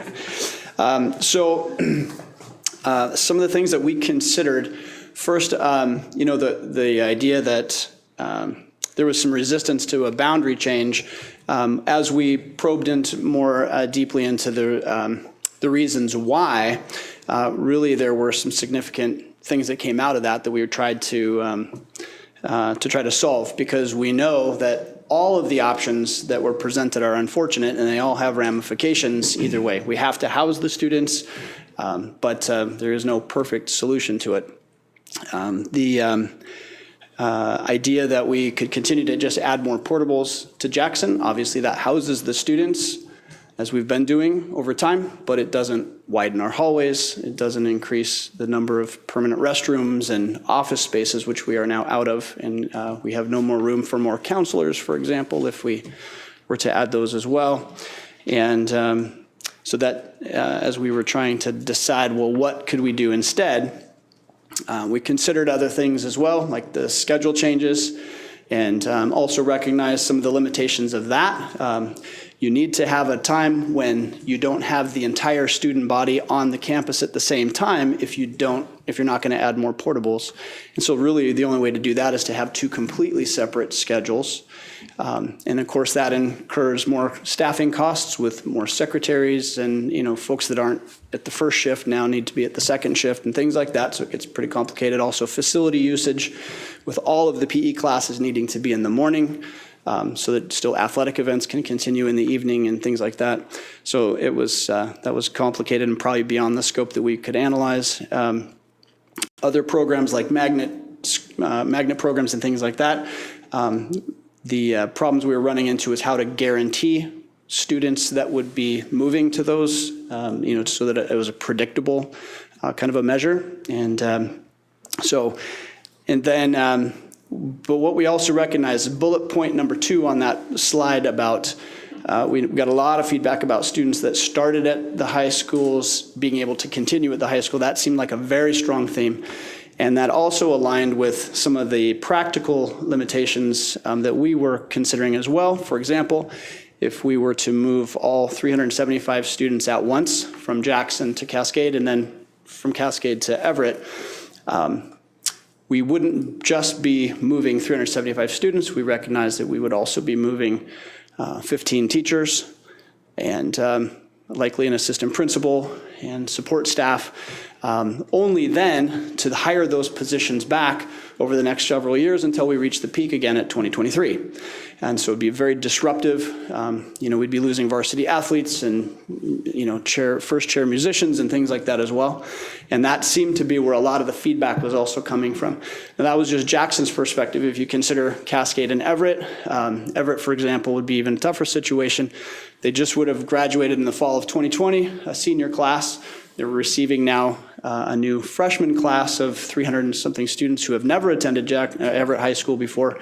Also then receiving 375 Cascade students who have never also attended Everett High School.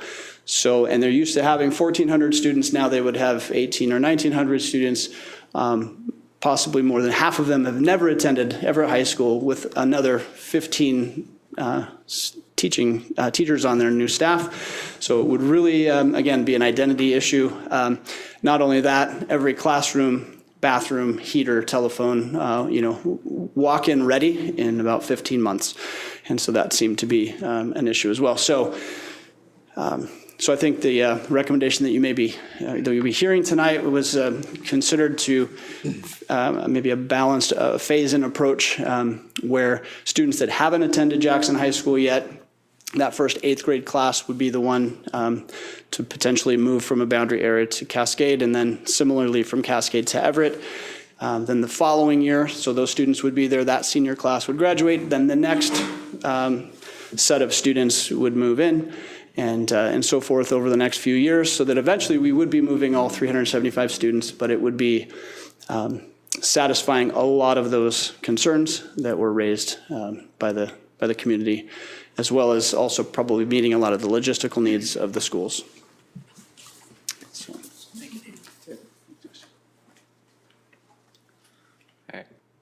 So from a student perspective, the committee tried really hard to kind of get a complete idea of what every single change we talked about when we had those meetings, what that would mean to every single person involved. And, you know, the hardest point from the student perspective of the three of us were on there was that there's only three of us, and it's one from each high school. So we could only really speak confidently about a small, although for Jackson it's large amount, but still relatively small group that we could say, you know, definitively, I can picture the 20 kids that would be interested in that magnet program. There's probably more, but, you know, I only know so many kids that I can for sure say would definitely be ready and willing to go to wherever you're offering that program. So yeah, that was a big focus, trying to get a complete picture, and that was one difficulty that we kind of kept coming around to was how to get a full understanding from the students, because especially the magnet programs, we tried really, really hard to see what we could do with those, and you know, as Mr. Peters said, you know, we couldn't guarantee that there would be enough people interested. We also tried to think about, you know, if we were doing schedule changes to add double shift or move the start time of the school day, what would that do for students? Because a lot of them, you know, for theater kids, you know, they're there from 2 sometimes to 5. And, you know, if you're moving that start time, that's another hour or something later potentially that they're going to be there. And that same goes for your athletes, your robotics team that did very well this year. You know, all those types of things, and that's just at Jackson, because that's where I'm from, so I can speak from experience. I can tell you all the kids who already are really, really sleep deprived, that would just mess things up even more. And so the committee did a great job of trying to consider that, and we really tried balancing that in with everything else. Yeah. So now we have 3 community members. First one from Cascade High School, Jennifer Neelyman, please.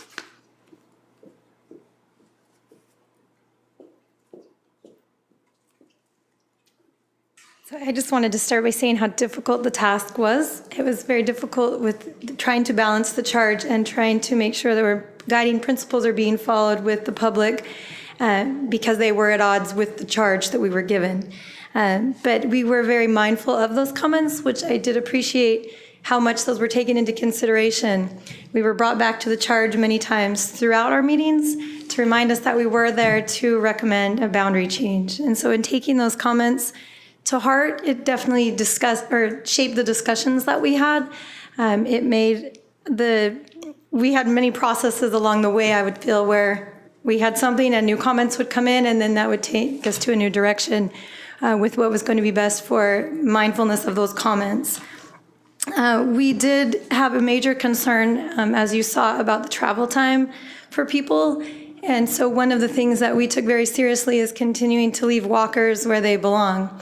And by putting that in place, it did shape then again which people would be moving from different areas by leaving the people that would not be bused. So different things would shape, again, how we ended up with our results. So putting those walkers there, leaving that alone, then we were able to then shape the direction that we were going in the end. So we saw that as a big concern in the comments, and I felt like leaving the walkers, we were able to address that concern and be mindful of the public with that. The other concern, as Mr. Peters spoke to, was the concern about moving schools. And again, the phase-in option, I felt like was able to address that concern and leave people where they were, because I do feel like those were 2 of the top comments to me that people were very concerned about, is how long they have to travel to get to school, as well as moving the school. So I felt like the committee was able to come to 2 options that then sort of guided the rest of the path, but then still maintained to keep the community involved with this difficult task. I do feel like there was also a consistent theme of inequity along the lines of the district. And so I felt like our committee was very good at balancing that inequity and saying that what we applied to one area, we applied to all areas, which I felt was very important, and making sure that the public knew that it was something that across the board we did the same principles. Again, it was just a really difficult task with both competing things going on, but I did feel honored to be part of the committee, and the way that we honored the committee or the public's comments, I felt like it was done the best we could balance both of those. Thank you. Now I would like to ask Jeff Cullen to come up as the representative from the community for Everett High School.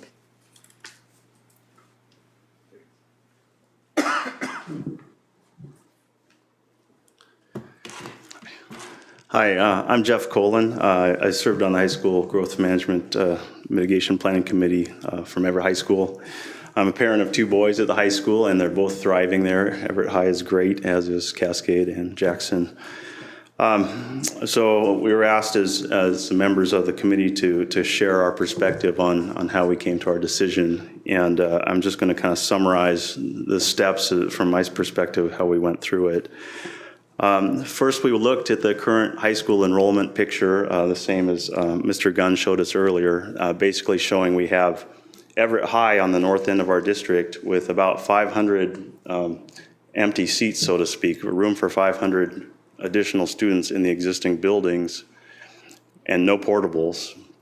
And then we go to the middle of the district where we have Cascade, and we're essentially at capacity, and I think there may be one portable there. Then we go down to Jackson, we have 17 portables and roughly 400 over capacity. So that kind of helped us understand, illustrated the rationale for this potential boundary change, helped put it in perspective. So as Mr. Gunn mentioned, there was the community forums in early 2018 that generated some comments. So then the committee members were asked to review those comments. Initially, it was 472 comments, and we tried to organize those comments into some common themes. Some of those themes were clearly outside of the scope of, or beyond the control of the school district and outside of the scope of what the committee could address. Comments like complaints about rampant housing development and new condos going in, complaints about traffic congestion, or comments about, maybe just send everybody to a different school district outside of our purview. So keeping in mind the direction given to us by the board's resolution, we next looked at the complementary and practical program changes. And so some of those have been discussed already, potential schedule changes, magnet programs, online classes, which we already have, double shifts or staggered shifts for the schools, and maybe even canceling some of the variances or the transfers into Jackson that are there now. But as it turns out, none of those really were practical and couldn't really relieve the overcrowding at Jackson. The last thing someone brought up was, pushing grades down, adding a sixth grade to the elementary schools or adding another grade at the middle schools. But we learned that those schools are also at capacity. So then we started working with the maps. Okay, so now we understand it's pretty much has to be a boundary adjustment of some sort. We started working with the maps, looking at the existing high school boundaries. And as we worked with the maps, then we started taking into consideration the comments that we got and the direction we were given. So we tried to keep the continuity goal by keeping student groups together by middle school where we could, where it was practical. We tried to keep the students together by neighborhood where we could, and kind of using the geographic boundaries of major roads and things.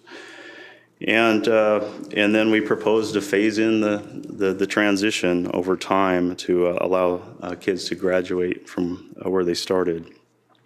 Travel time was a major theme in all of the comments we received, and we really did consider that, and we tried with kind of a goal of keeping bus rides under 30 minutes, and we looked at that with the information the transportation department provided.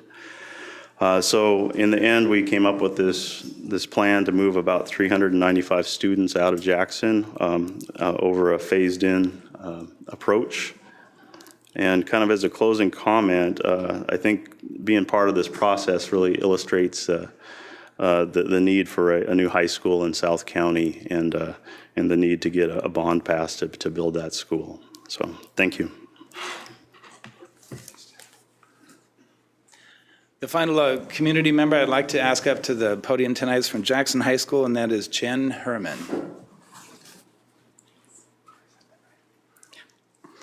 Hi, my name is Jen Herman, and I have a freshman at Jackson and a fifth grader at Cedarwood Elementary School. And there are three main points that I wanted to make from my perspective on the committee, actually very much repeats of what you've been hearing. But basically, while the main charge of the committee was to recommend revisions to the high school enrollment boundaries, I feel like as a committee we really questioned from the start whether there were other solutions or alternatives that would solve the over-enrollment at Jackson. We asked a lot of what ifs as the district considered. For example, implementing the different shifts or going year-round. For example, what Mr. Peters talked about. The district staff provided us information and research on those, and we saw that they all had real barriers to them. But we did look at a lot of different options, including, as you heard, program changes. Are there specialty programs that would naturally draw additional students up to Everett High School where there is the capacity currently? And again, it became clear that it was unlikely to truly impact the enrollment to really make a difference, or there was some uncertainty there. So we really couldn't count at that as a solution. So the first point just being that we spent a lot of time during the entire process looking at all the different alternatives. The second point is really that we paid attention to all the community feedback. We read all of the hundreds and hundreds of comments that came in from public forums and online. And as you've already heard, we looked for themes and discussed what the issues were. Drive time was huge, and that was already in the guiding principles. But whatever boundaries we would recommend, we wanted the students to spend no more than 30 minutes on a bus, so that was considered our cap. We spoke to district transportation throughout the process and had them explain bus routes. So as we were looking at the map, how would that affect drive times and bus times? The walking zone, we heard over and over again from families how important that was to keep that 1 mile. Students that are close to a school, protect that area. So we made that a priority. We also heard the perception of different course options at the different schools. There were real fears that other high schools would not have the same course offerings that Jackson High School had. We asked district staff to come in with a course catalog, which they did, and saw that indeed the vast majority of classes are offered at all three high schools. And lastly, and this was the big one, there was also a whole category of concerns, as you heard from parents pointing out how vested their student is in their current high school and how much of a negative impact it would have for them to be moving. Parents specifically talked about, asked, are seniors going to be exempt? Student athletes, they've already invested in even uniforms, getting to know their coaches, those sorts of things. Students who belong to clubs and have found their community. And this matches, Mr. Peters, I'm sure would agree, matches the message we hear at Jackson High School, that with a school of over 2,000 students, you want your student to find their community, find their niche.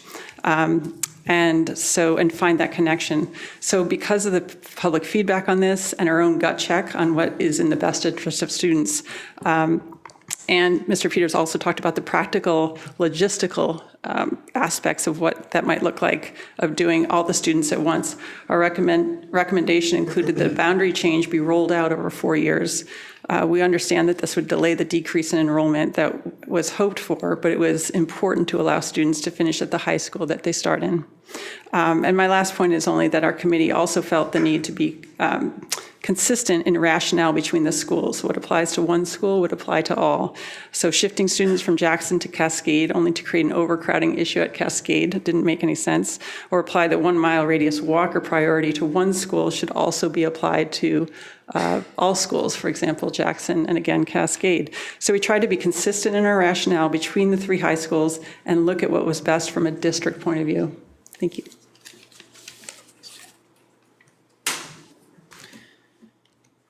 All right, now I'll get into the actual recommendation from the committee. The first map here is attachment A, and it is showing the proposed changes to outlined in green to move the areas from the area outlined in green from Jackson High School to Cascade High School, again beginning with the 9th graders in 2020, and then the second year would be 9th and 10th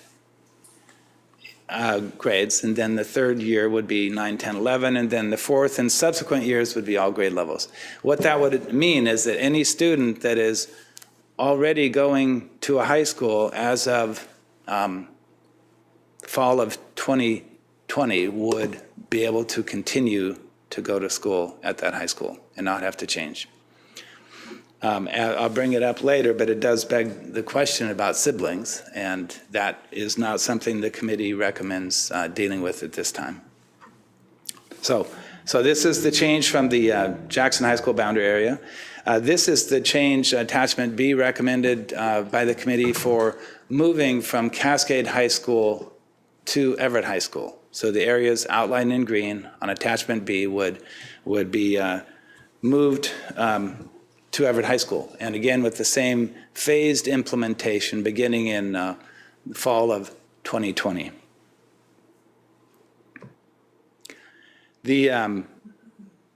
I've already covered the implementation. The idea would be that that portables are still going to be needed as we do this process. It's just that we will be using far fewer portables with the recommendation of the committee. I'm going to summarize now what this means for each of the three high schools in terms of numbers. Jackson High School, it reduces the student enrollment that is expected in 2023. It will reduce it from the 2,463 down to about 2,052, a reduction of 411 students. You may have heard numbers that were slightly different from some of the committee members. I will just tell you that the numbers throughout the process have varied by 5 or 10, and we just try to use the most updated information that we can at the time. So right now, the most current information we have is that this would mean a reduction at Jackson High School of about 411 students. This is once all 4 years have transitioned. So this would be in the fourth year of implementation. So based on a permanent building capacity of 1,807, this reduces the number of portables at Jackson from in 2023 at the peak from 27 to about 10. And so right now, our best projections, Jackson High School without any boundary change or any other change, we're going to need about 27, and I would say 27 to 30 portables at Jackson High School. With this boundary change, it would move that number down to about 10. So Cascade High School, this increases the student enrollment expected in 2023 at Cascade High School from 1952 to about 1970.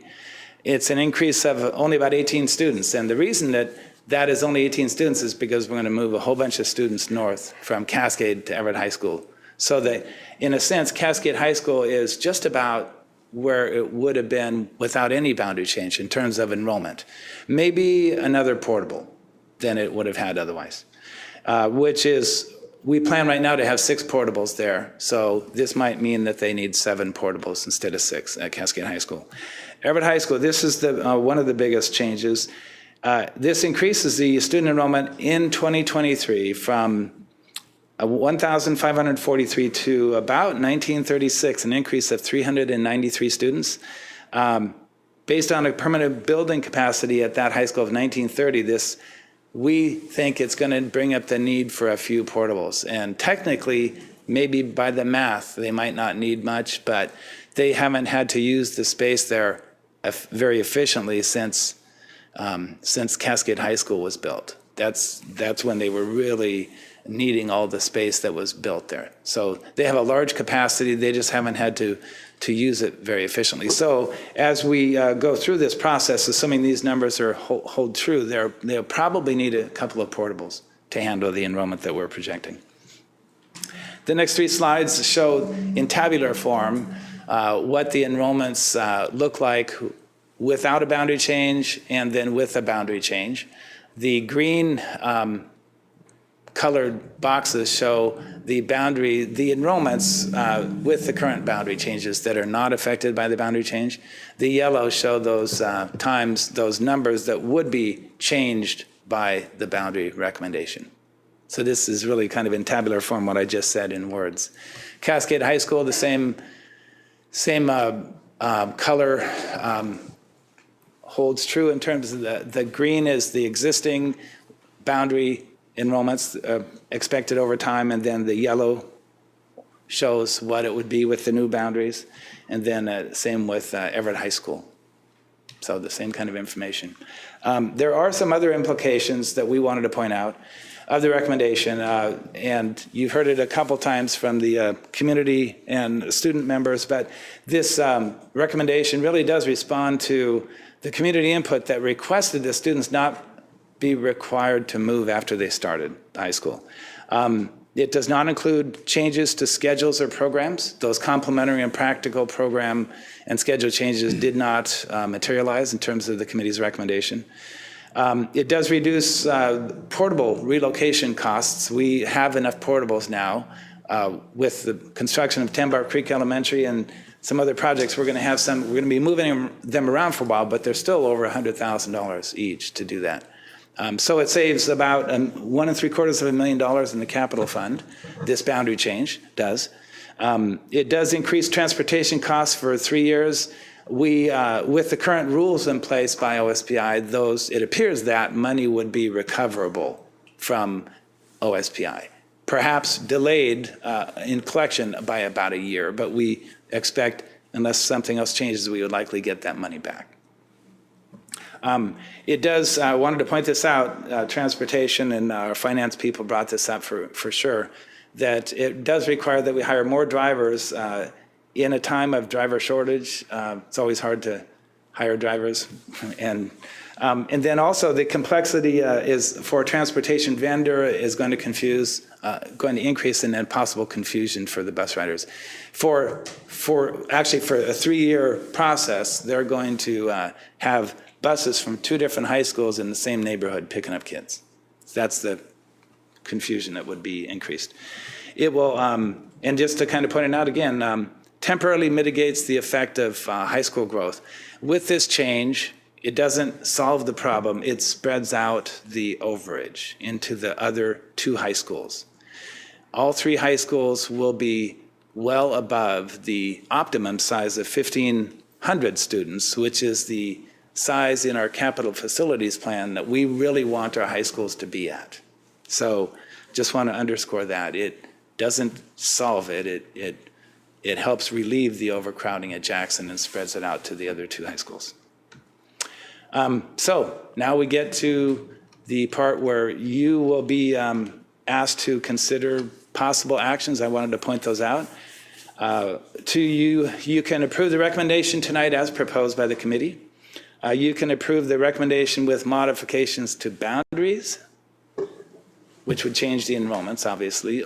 Another idea is that you can approve it with recommendation, approve the recommendation with modifications to the phase-in implementation schedule. You can decide not to phase it in, for example.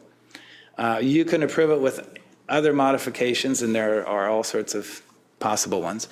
Or you could reject the recommendation.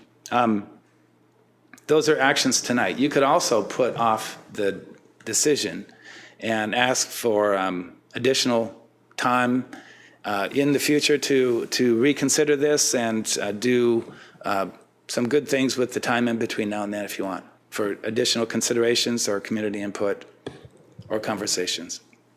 So those are what we wanted to point out as your possible actions. I wanted to point out some implications of those actions. Approval tonight will decide the issue and end the uncertainty. We've been talking about this for 4 or 5 years now at many community forums. The second bullet, I didn't want to overstate this. I just wanted you to know that obviously if you change the committee recommendation, they put a lot of work into it. They may feel, like, how could you do this? We reminded the committee numerous times that their job is to recommend. Your job is to decide, and you may well decide to do something a little different than what they're recommending. So they understand that, but it may still appear to undervalue their work. Third bullet is discarding the phased implementation would certainly bring up again a lot of the community concern, the anger that they have about having to change high schools once the students have started. Delaying the decision may impact it would certainly impact the planning that we're currently doing for the future capital bond. It may also impact to some degree and in some way the support for a future capital bond as well. And then obviously delaying the decision would allow you more time for engagement with the community if you felt the need to, and for further consideration by yourselves. So in conclusion, the resolution 1185 directs the superintendent to bring his recommendation to you regarding the committee's recommendation. His recommendation tonight is that you approve the committee's recommendation as proposed, and that you direct the superintendent to implement the recommendation of the committee. So time for comments and questions. I did want to, though, show you two more maps that are at the final two slides of the presentation. This one is an overall district map that shows the two areas that would change. The green would change from Jackson to Cascade. The purple would change from Cascade to Everett. The final slide shows you what the high school boundaries would look like if these changes were made. Yellow is Everett High School. Green is Cascade High School. Red is Jackson High School. So we thought it would be appropriate to leave this map up as you have your conversation. Thank you, Mike. Thank you, Mike. Welcome. Before we take directors' questions and comments, I just want to say on behalf of the board, a very big thank you to the committee. We really do appreciate your work. You were very thoughtful and transparent, and did amazing work on a very difficult assignment. Again, we value your work. We really appreciate your recommendation, and I look forward to having some good discussion on that recommendation. But again, a very heartfelt thank you. Who would like to start? Director Mason. Thank you. I also wanted to thank the committee members for their work on this. I think they've done a phenomenal job in a very difficult, challenging topic. And I wanted to thank the leadership, Jim Dugan and Mike Gunn and the others who led the work as well. It's a significant amount of investment in time, and it was a very thorough process, I feel. Boundary changes are difficult for everyone. I don't think there's a single school district that you would talk to that looks forward to boundary changes. It's just a very hard decision. I joined the board 5.5 years ago, and at the time, having been on the board just 1 month, the directors at the time had chose to run a bond that had a high school on it. And that planning had been underway for at least a year or more. So this is not, the idea of the overcrowding was not something that just surprised us or came recently. This is something that's been known for at least 6 years, probably a decade, probably even longer. We are now at a point where we have to do something. We can no longer wait to see if a bond passes, if we can get a new high school built. The impact on the safety and the educational effectiveness of the students at Jackson High School has become a great concern to, I believe, all of us here, is my guess. I did take the time to read all the online comments, and it's going to be a difficult decision, but I believe that the committee has done an excellent job at arriving at the best solution. There's a couple things, though, that I would be interested in better understanding. I do have questions and concerns around siblings, and I know that that was not a charge of the committee, but I don't know if we have the option to better understand what those numbers look like if siblings were allowed to attend stay at their home school if they had an older sibling at that home school. So that's a question. I'm curious whether that information would be available or if we had any idea of that. I do have some information for you. In planning for this presentation, I anticipated some questions. That is one that we anticipated. And so what I will tell you is that the number of students moving in the committee recommendation that have a sibling attending the school that they are being moved from, and that may stay there if siblings are excused from the boundary change. Jackson High School, there would be about 141 students over the 4-year period. And at Cascade High School, it would be about 90 students over the 4-year period. It's unclear, unknowable at this point, how many of those students would choose to stay or to go. Yes. And it's that uncertainty that that we would have to deal with if that was what we did. Yeah. Okay. I'll give other directors an opportunity to ask questions. I have several questions, if that's all right, because of some community feedback I've received and feedback from my daughter. And my sister and I did choose to go to different high schools. Actually, I went to the one that we lived on this side of the street for, and she varianced into the other one because she wanted to, and that was possible at the time. My first question has to do with the existing boundary changes for lines for Cascade High School. With the committee's decision for the 1 mile walking, that did not impact current Cascade lines at that 132nd point, because I do have friends who live in Pioneer Trails who have told me Jackson is closer to them than Cascade, but because they were already existing Cascade, that 1 mile just sort of cut around that. Is that what I don't know if I'm explaining myself correctly, but does that make sense? I think so.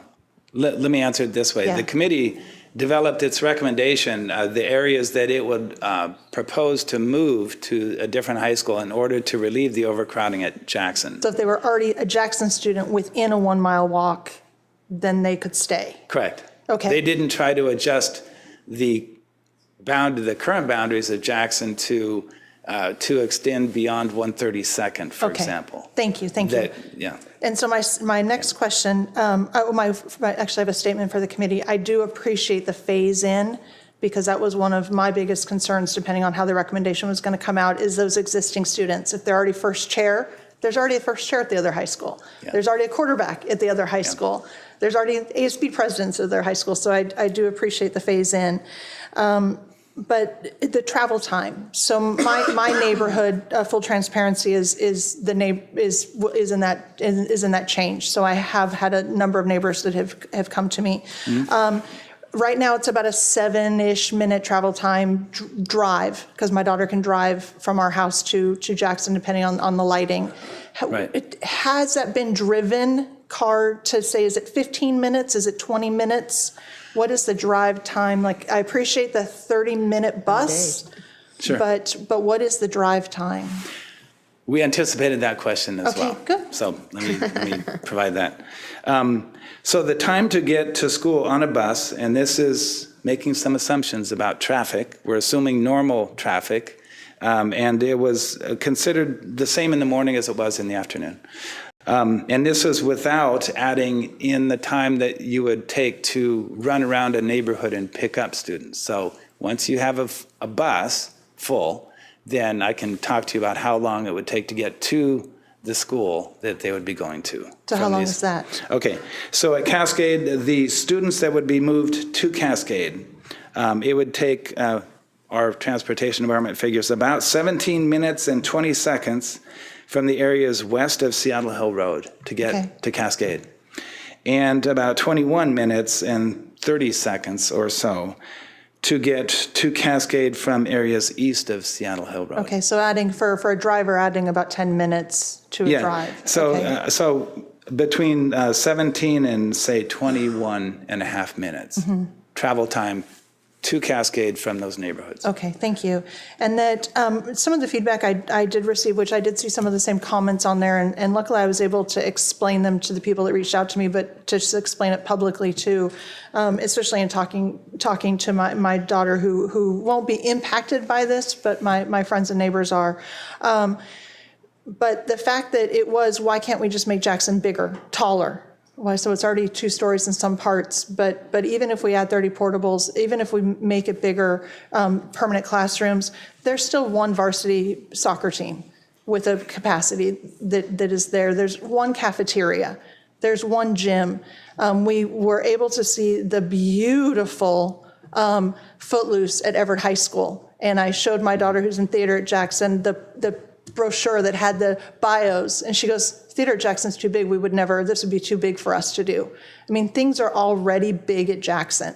And I explained to people, you can't have the C, D, E, F, G soccer teams because who would they compete against? And for the people I talked to, that did seem to resonate with them once they understood really the impact. We did look and, we did ask before, is there safety data when it comes to, I'm just going to say shootings, small, big schools, it happens to all of them. And so for me, it's not a safety issue, but for me as a parent, I'm going to be straight up with even talking to my daughter. There are kids that when a school could get that big, you only have so many faculty that can know each of those kids, that supervisors, vice presidents can know each of those kids. I appreciate the committee's work. I know this is hard. I know this is emotional, but the schools can only get, in my opinion, so big before a kid becomes invisible or a kid just, our graduation rates or something. I hazard to guess what could happen if Jackson gets bigger than it is. So I appreciate the work and thank you for listening.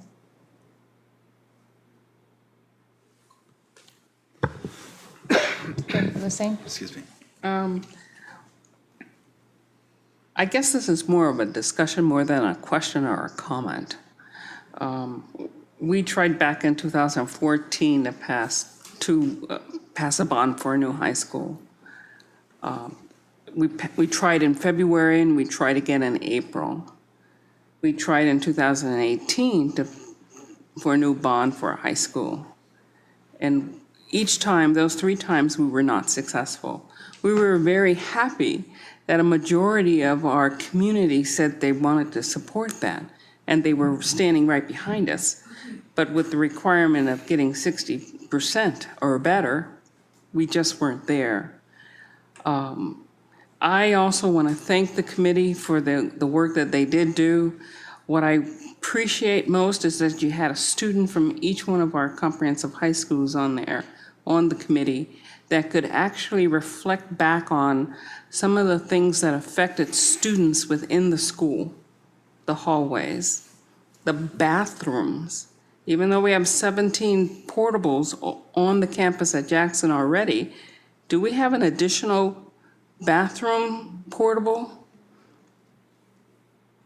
So when you start thinking about, you have 5 minutes between class period changes and you have to use the facilities, and there are no more facilities for bathroom accommodations, it becomes very difficult. We have to look at the experience, the high school experience the students are experiencing. We want them to experience a rich high school experience. What do we tell our students when they cannot play football? Because from what I understand, it's a penalty if you put 12 men on the team playing at the time. You can't do that. What do we tell them when there's so many that can fit on a soccer team at a time? What do we tell them when there's no openings on the basketball team when they want to play basketball or tennis or what, and the list goes on. My concern too is also for those kids that are in certain classrooms. We are very happy that we can offer the same courses at each one of our high schools so that they can take the honors courses that they need. They can take the AP courses that they need. How do we accommodate that additional growth at a high school when we have to put additional portable classrooms on there and then limit the availability of those classrooms to our students? I do believe it is a safety concern issue with additional portables because, one, they're outside of the enclosed environment from our school. We then have to provide additional support for those safety concerns that we should have right now. We can do that, but are we doing that now? Do we have a closed environment for those 17 portables that are there now? Or are we requiring additional staff to be outside and be present during that time? So therefore, we have additional staff concerns. I think it is very much incumbent on us to keep our students first in such a way that they experience the high school experience, and we've got to take that into consideration. First, when it comes to safety, first, when it comes to enjoyment of athletics, being able to participate in student body government, being able to experience the culture at the high school, not only just the art and music culture, but the culture of high school. I think the overcrowded situation requires us to act and to act now. And I think I'm ready to make that decision for myself. Thank you for your presentation.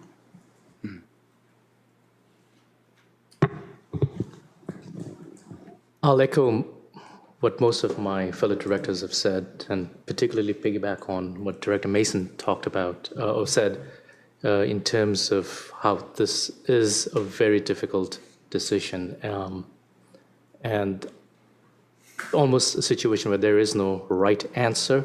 Not everybody's going to be happy.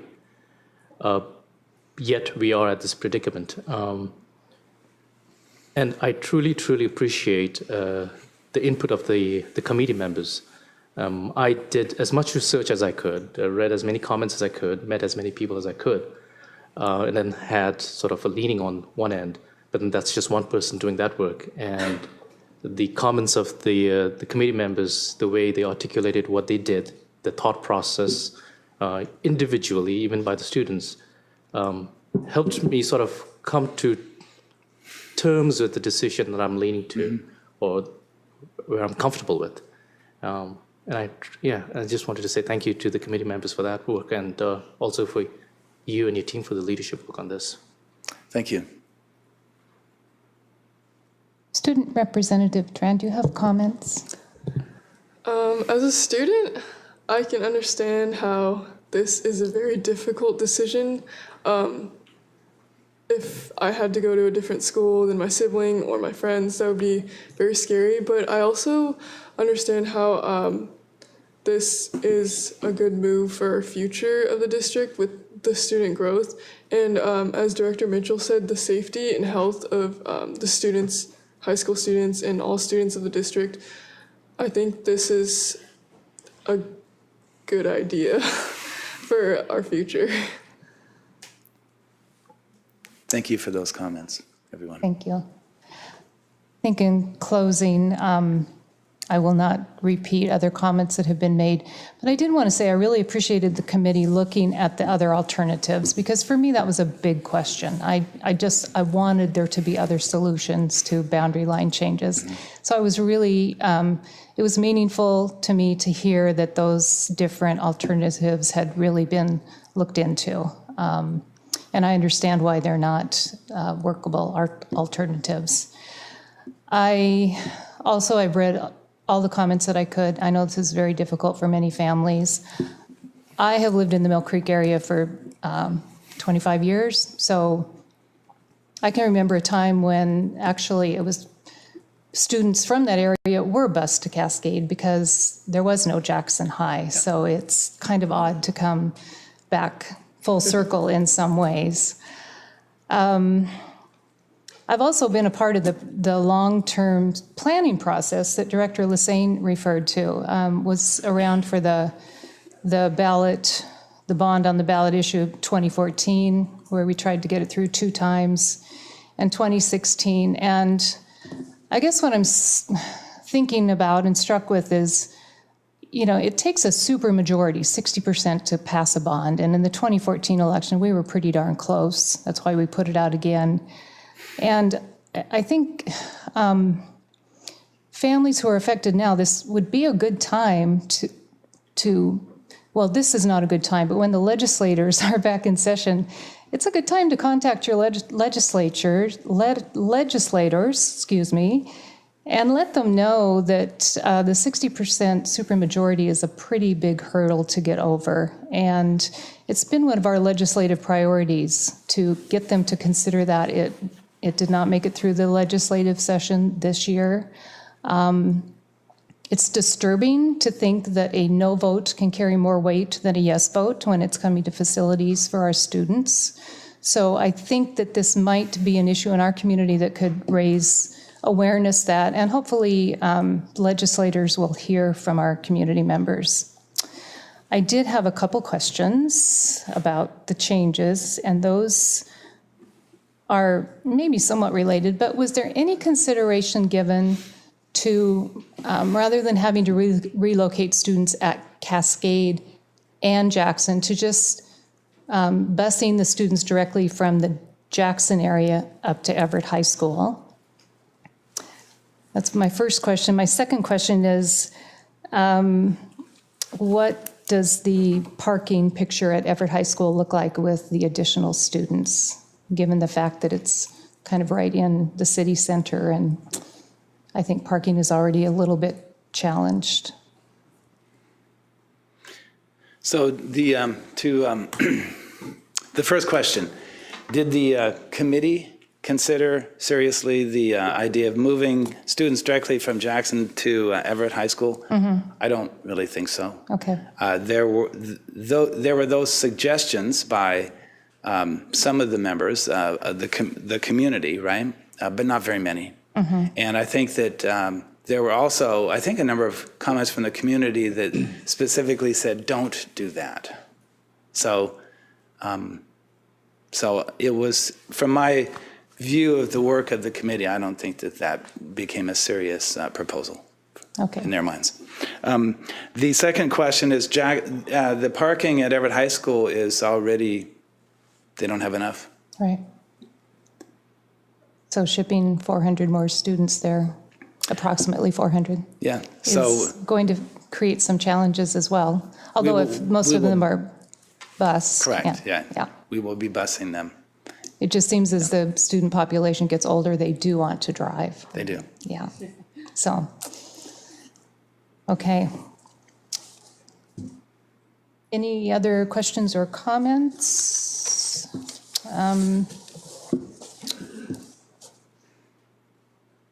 Item for us to consider is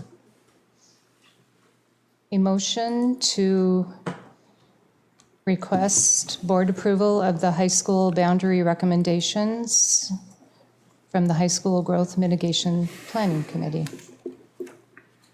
So moved. Is there a motion? Second. It's been moved by Director Lysane and seconded by Director Mitchell to approve resolution, thank you, 1185. 1185, that was 11, yes, thank you. I somehow lost my notes on that one. Approve resolution 1185. No. Resolution was for our charge to them. Yeah, okay. hold Oh, on. I'm sorry. Yeah. I'm sorry. No. I'm looking at it on my screen Just the here. recommended action, please. Let's start again. Okay. I was looking at the Madam resolution. President, I would like Recommended. to make a motion to approve the high school boundary recommendations from the High School Growth Mitigation Planning Committee. For the superintendent's recommendation. Yes, thank you. I'll Per the second. superintendent's recommendation. It's been moved by Director Lysane and seconded by Director Mitchell.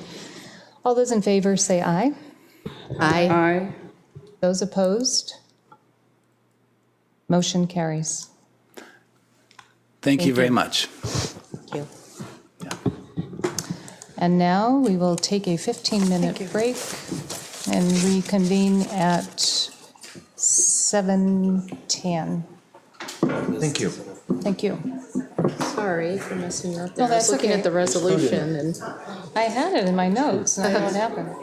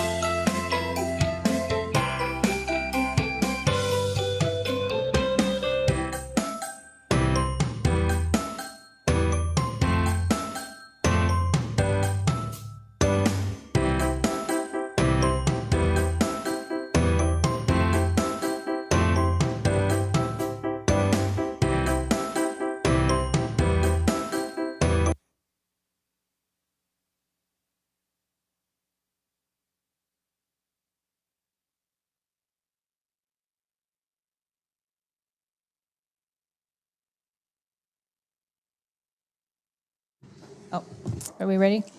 Section 12.04, adoption of physics, French, psychology, and AP Studio Art instructional materials. Okay, good evening. Georgia and I look forward to engaging you in a new type of presentation. We will be providing you a collaborative overview of all of the adoption processes completed this year. We will explain the characteristics of the recommended instructional materials for the Physics in the Universe course, the French 1, French 2, and French 3 courses, the Psychology course, and the Advanced Placement Drawing, Advanced Placement 2D Design, and Advanced Placement 3D Design courses, and request the adoption of the recommended instructional materials. Our adoption processes are grounded in the district vision and mission. We review for instructional resources that will support critical thinking, collaboration, and develop the skills to support student success.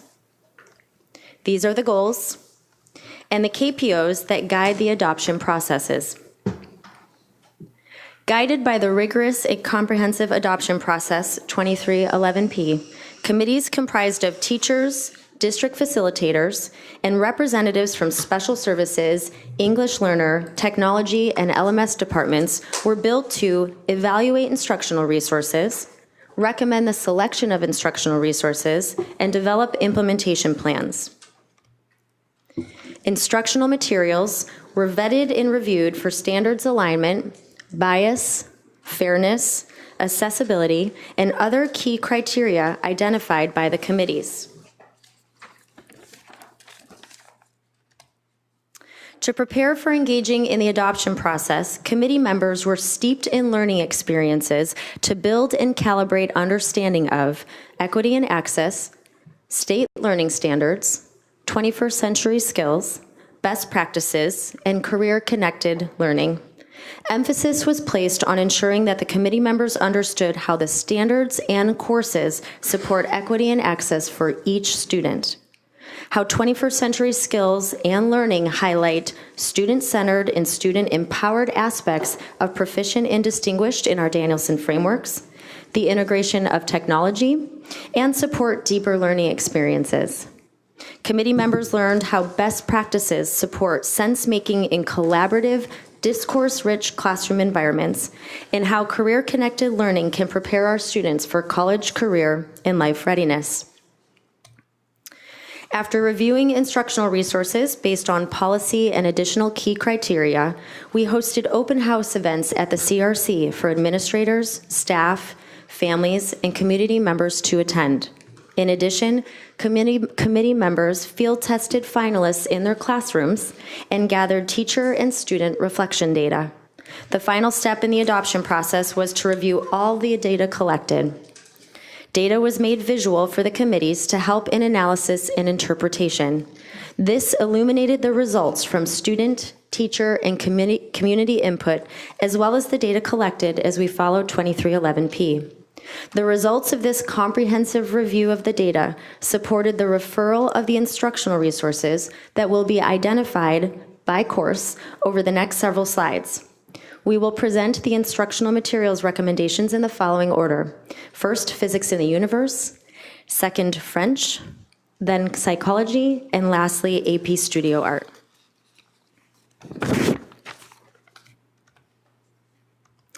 I am pleased to share that the 10th grade Science and Engineering Adoption Committee unanimously and enthusiastically recommend HMH Science Dimensions Physics in the Universe by John Galiski and Jeffrey Rylander. This resource is published by Houghton Mifflin Harcott with a copyright of 2020. It is a fully digital curriculum with print resources available. HMH Science Dimensions Physics in the Universe was recommended because it provides tight alignment to the next generation science standards, as well as the grade 10 science course map developed by our district's NGSS design team. You will remember that the NGSS design team, comprised of K-12 educators from across the district, developed course maps that meet the state science standards. The Everett Public Schools high school course map is comprised of 3 courses that meet the state requirements for NGSS alignment and graduation. HMH Science Dimensions Physics in the Universe is comprised of a digital platform providing activities and instructional resources for students and teachers as aligned to our one-to-one learning environment. It is easily accessible for both teachers and students, both regarding content and the organization of the digital platform. Additionally, teachers and students are given opportunities to connect learning to community, other disciplines, and careers, making the learning relevant and engaging for all learners. It provides students opportunities to engage in sense-making like scientists and engineers. The variety of unit projects, performance tasks, hands-on labs, and engineering design projects are student-driven, require students to identify the evidence to collect, and construct final thoughts in the form of claim, evidence, and reasoning.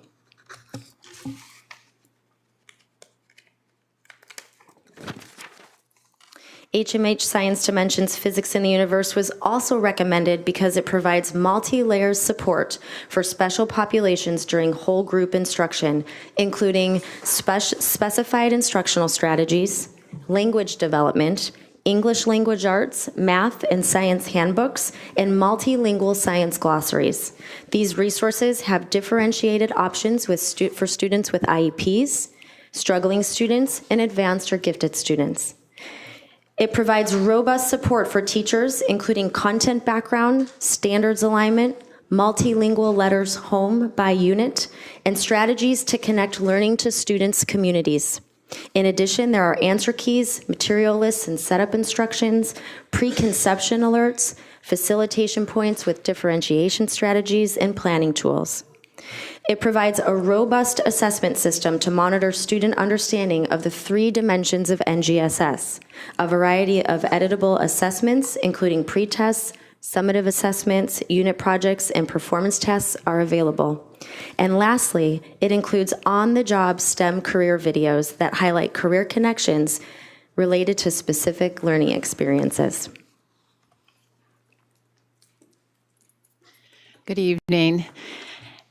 For the French instructional materials adoption, much like what Andrea was saying about enthusiastic support for the adoption, the French Adoption Committee decided upon Té Branché, and this is a comprehensive, rigorous, and authentic textbook and digital platform.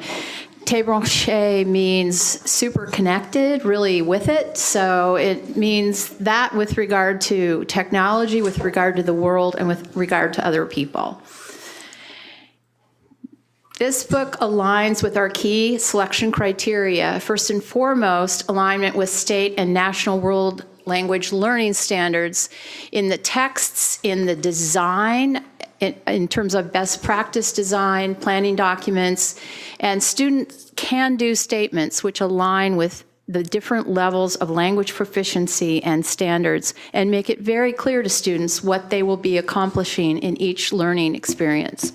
There's also a 21st century skills emphasis that's pretty powerful, such as the Système D, where this is an idea in France, which is this idea of hacking and finding innovative solutions. So students have scenarios that they apply 21st century skills and utilize the learning that they have been engaged in up to that point. Then also very important to our adoption team was that these books are systematically built and scaffolded so that through French 1 through 3, students develop all of the capacity and confidence to tackle AP French language and culture. And that's a goal that we have, to get students to that level of knowledge and skills with language and culture. In addition, very powerfully, they are authentic and accurate texts and language use that reflect a diversity of ethnic, racial, and cultural groups in all of the Francophone world: Europe, Africa, Asia, and North America. In addition, the standards-aligned assessments are very powerful. There's an entire suite of assessments, including integrated performance assessments that integrate all of the key language standards, and students operate in these real world scenarios and utilize what they've learned. Finally, a very, very powerful digital platform, Passport, which is really perfect for travel abroad and experiencing other cultures and languages. And in this, there are opportunities such as a video discussion and collaboration tool for students to engage with one another and interact, Flipgrid, and a video-based assessment platform. Also, iCulture, iNews, a variety of ebooks such as The Little Prince, which many of us are familiar with, but also a variety of other texts that are leveled so that students can engage with authentic French texts and have that reading opportunity.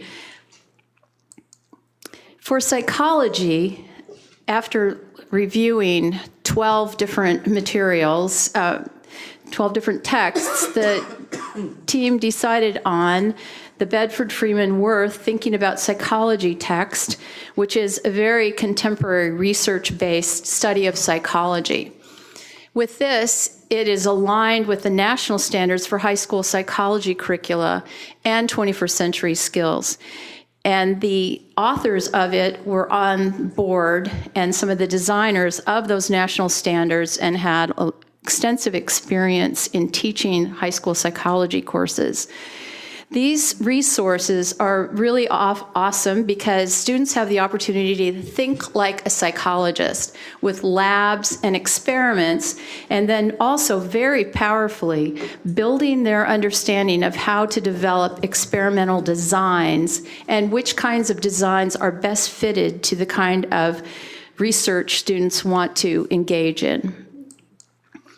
In addition, this text really focuses on applying psychology in the real world with current issues, career connections, also covering all of the key topics in psychology, include especially this new and emerging field of positive psychology. Our district has been on the forefront of that with our wellness programs. And in positive psychology, students are learning about what makes up wellness, what makes up happiness. So it's really a broader look, in addition to all the normal, typical areas of study in psychology. Also, it's very student-friendly and engaging and a very inviting tone, which the adoption team really commented on because it is very unusual to have a text that just invites students in. So it's really, they shared with their students, as Andrea said, there's field testing, and the students just universally said, this is cool, we want to engage with it. Also, these psych sim opportunities so that online with videos and tutorials, they can actually visualize some of the concepts they're learning about.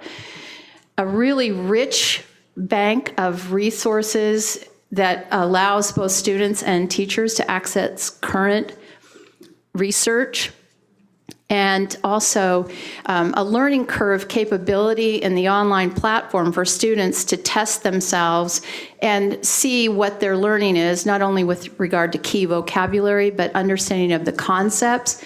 And it will adapt to what they need to know next and also direct them to where in the resources they can get additional support to understand something that they haven't been able to learn yet.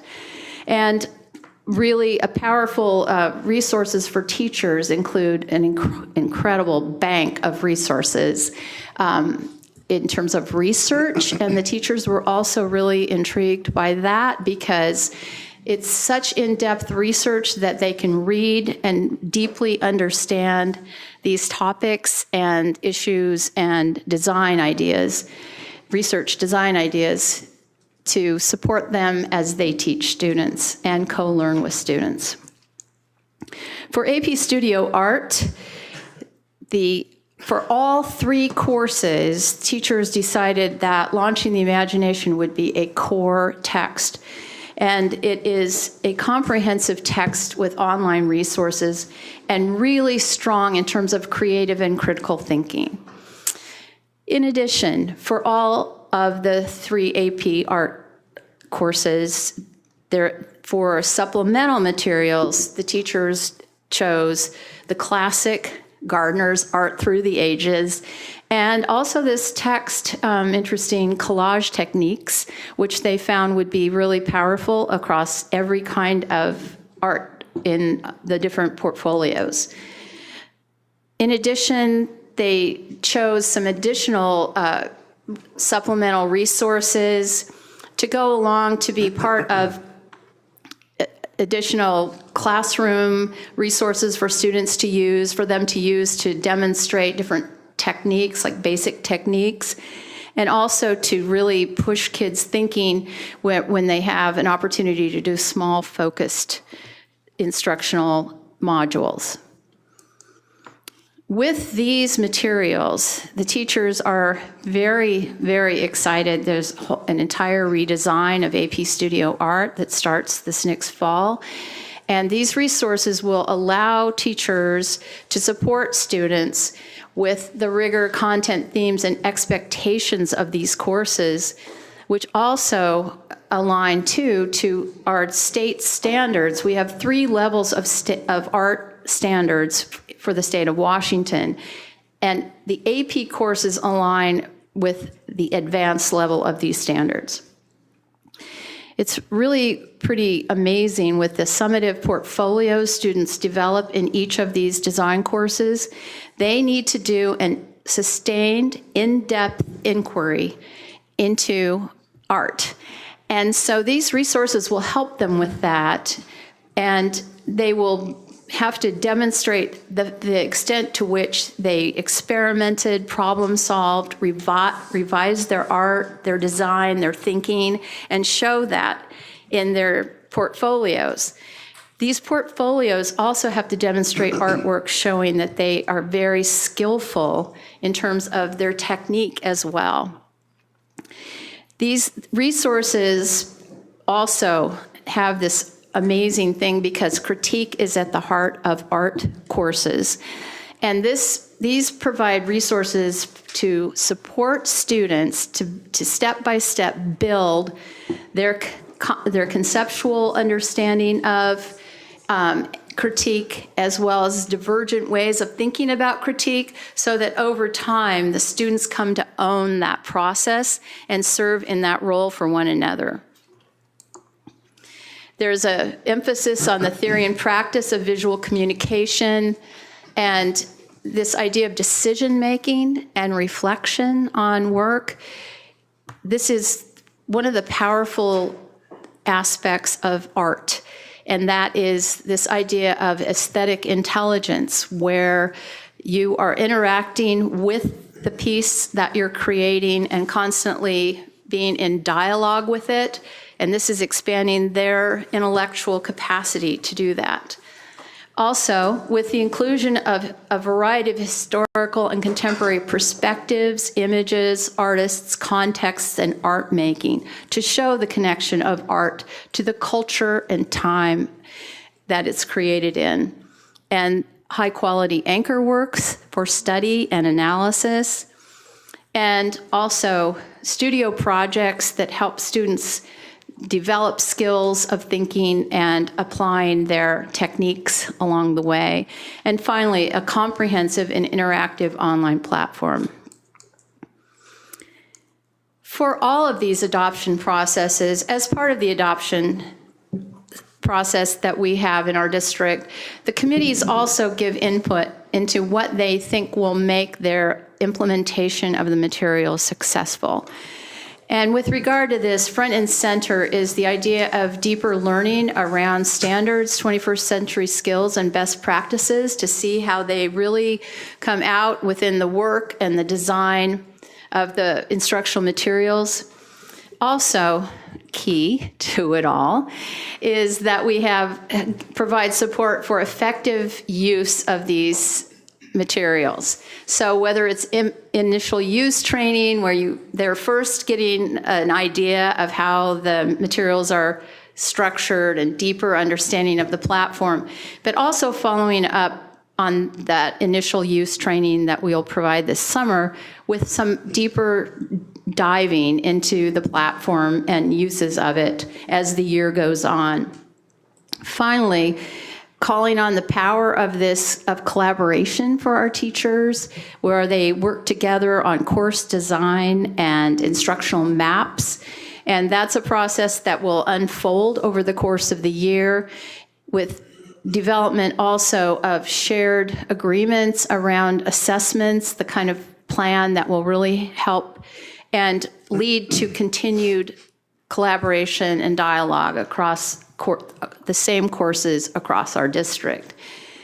Finally, really essentially, that teachers along the way find those connections constantly with our TPEP Danielson Professional Growth and Evaluation System as they grow in their capacity to be proficient and distinguished teachers in providing student-centered classrooms and empowering their students. So tonight, Andrea and I, thank you, had the opportunity to we provided a brief overview of the instructional materials adoption process, explained the characteristics of the recommended materials for these different courses, and we now request adoption of the recommended instructional materials. Which means they ask that you agree to move this from first reading to second reading. Right, correct. Do you have any questions for us? Thank you, thank you. Director Mason, would you like to? Yeah, thank you. You always do such a thorough job. I just want to say thank you for that. It really makes our job so much easier, knowing the process in place and the care that you take in doing each adoption. So I had a question about, I'm just curious how we pay for digital-only platform. I recall it doesn't save us a whole lot of money, even though you would think it might. And I recall long ago when I worked in a corporate environment, you had to buy licenses for every computer that used the software, but it was a physical thing you had to put in. How does the district, how does that work? Do you want to have that one, or do you want us to? I can call on Brian as well. So we do annual subscription costs. So we budget out a set amount here. So for example, the physics would be about $35,000, and we budget that out for about the life of the adoption, which would be about 6 years. Is it based on the number of students that we anticipate using the materials? Yes. Okay. Yes. So most of these companies have a per student cost. Fee. That's right. Okay, that's what I was curious about. Thank you. Yeah. I had a quick question on the supplemental materials, in the art especially. Are those purchased for the classroom and there's just a couple copies available, or does every student get one, or what does that look like? So we have 2 of these supplemental materials. Our small group adoption of 15 copies. Okay. And then the rest are part of a reference library and also a teaching tool. So for example, the Gardner's Art Through the Ages, the teachers are going to have access to all those visual images that are an essential teaching tool for them. Okay, thank you. Yeah. Can I just make one statement? I just want to thank you for the collaboration on one presentation so that the background, the policy, all of that information is in one. I mean, I know our snow days and everything else, so I do appreciate this bigger but smaller, so thank you. I also want to thank you very much for the presentation. I really enjoyed it.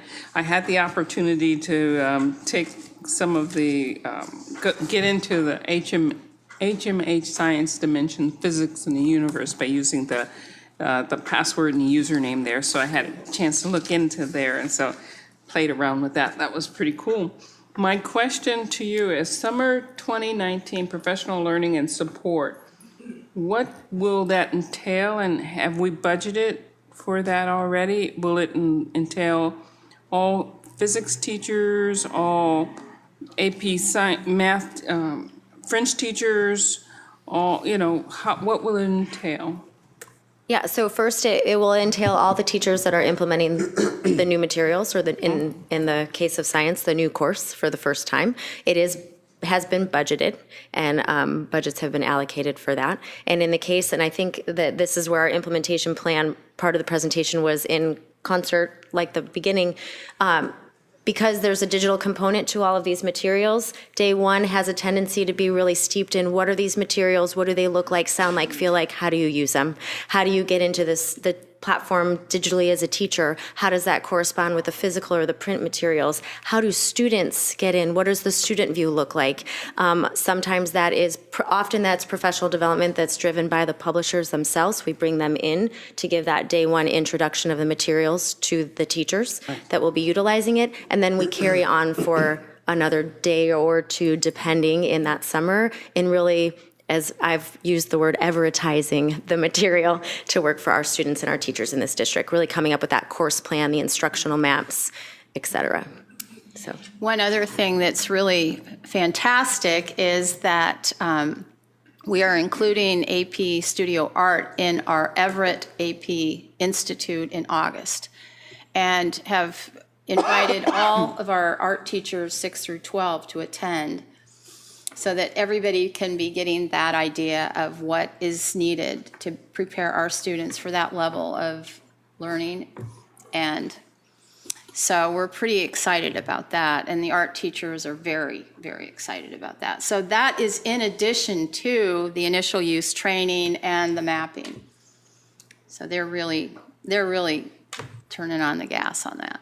Will we need any additional computer support to support this? Will our one-to-one devices, as they stand right now, be able to support this, or will we need to do backup or, upgrade to any of our devices that we've already selected?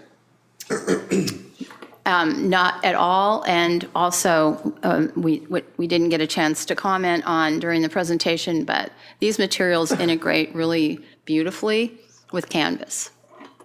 I just mentioned one other thing. You always have a member of Brian's team on learning information services on these adoption teams to make sure that they do integrate on the technological basis as well as the teaching and learning basis. So that's always important. We appreciate that. Yeah, thank you. So you mentioned the publisher sometimes sends in instructors for the initial professional learning. If you don't get the resources there, who actually is in charge of doing that? Is it assigned to a certain staff member who also does the instructional mapping? I know this is a really detailed question, which is beyond the scope, but I just realize I'm curious and kind of don't know these things. So the publishers always bring a professional development specialist to do that teaching. Okay. And then over the course of the first year, we have them come back either in person or via webinars to go more in depth, because that first look is pretty overwhelming and people do what they can to get started and do their planning and that kind of thing. But getting into more details about some of the richer resources over the course of that first year, we make sure we have that opportunity to support them in learning more about the platforms and the resources. It would just be overwhelming, I think. It's like, here's your new book, your new text, and to be able to, implement it that first year. And then how do we follow up to make sure that, say, after the first year, what sort of processes are in place to make sure that it's being implemented correctly? Well, I'll speak to that. So in the case of the biology and the environment, which I presented to, I believe, to almost the date last year, like I seem to always do. I'm on a 12-month cycle in my presentations, which has been wonderful. We will be engaged in year 2 implementation support this summer, so that the team of teachers that are teaching that course will meet this summer, and then again will be provided year-long support in their year 2 implementation. And we plan to do the same for these. We'll get through initial use in year 1 and continue to support in year 2 to ensure that the materials are being utilized and that it's working as to ensure success for our teachers and students. The second year also, there's a kind of a deeper look at the whole assessment plan. Yeah.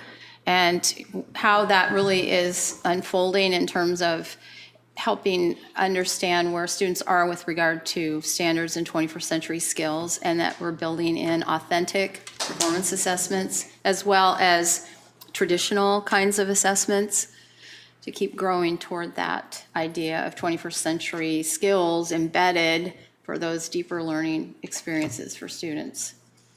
So depending on the year, it's got a different focus, and also that leads to accountability when the teachers, particularly these adoption groups, are smaller, and they've really bonded and connected.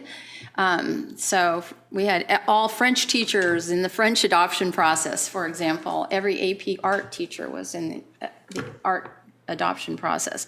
So they have a real connection with each other now, and they're going to make agreements on, for example, in French, here's the level by the end of year 1, here's the level by end of year 2, so this is what we can expect each year.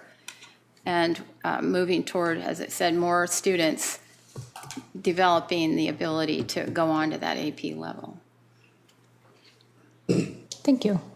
So this is first reading, so this moves to next meeting for second reading and approval. Okay. Thank you. Thank you. Thank you.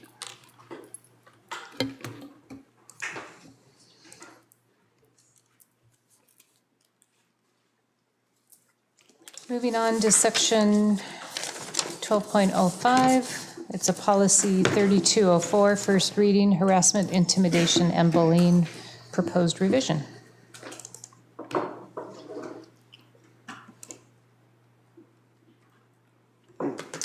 Well, good evening. And the revisions to policy 3204, harassment, intimidation, and bullying, are presented this evening for the board's consideration to align with recent updates made to policy 3205, which will also be presented to you this evening.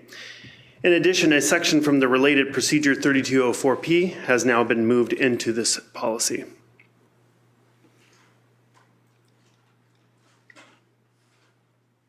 Did directors have questions or comments on the revision? So hearing none, we'll move this to next meeting for second reading. And so the revisions to policy 3205, harassment, are provided this evening to comply with changes to WAC 392-190-057, sexual harassment policy, required criteria, which reflects the federal provision that prohibits providing an employment recommendation for a current or former employee who has engaged in sexual misconduct with a student. The proposed revisions also include recent updates made to the WASDA model policy. Also, in response to a recommendation resulting from the recent comprehensive program review, we propose a revision of the policy title, changing from harassment to sexual harassment of students. The revisions to policy 3205, harassment, has been reviewed by legal counsel, the superintendent's policy review council, and the superintendent's cabinet prior to tonight's meeting.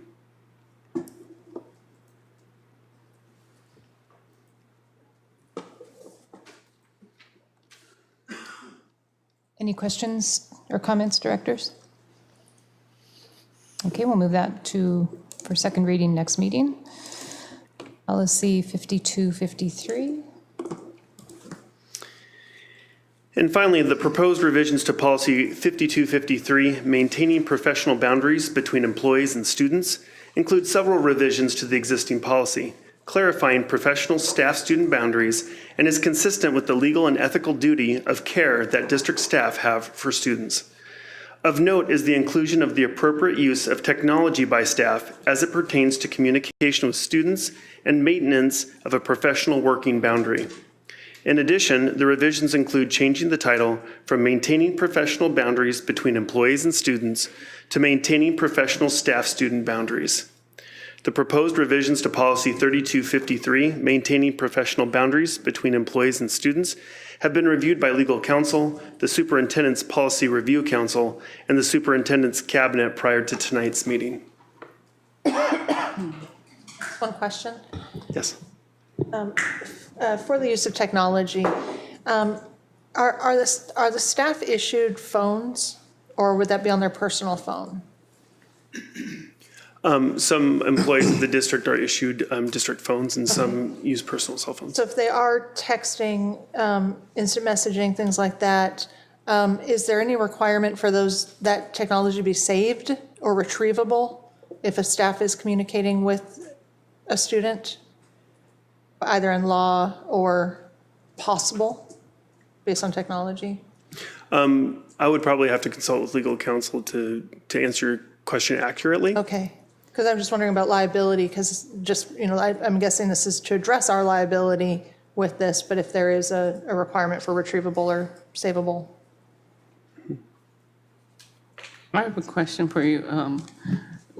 What type of training or we have a student handbook that the students and parents have to sign. What kind of policy do we have as far as staff? Do they have to sign a statement that they're aware of the policies that may affect them when they come on board to work at the district? We annually have staff review the district handbooks and their site handbooks that contain the policies and procedures of the district and make them aware of that. And they do acknowledge receipt that they have read and received it. Thank you.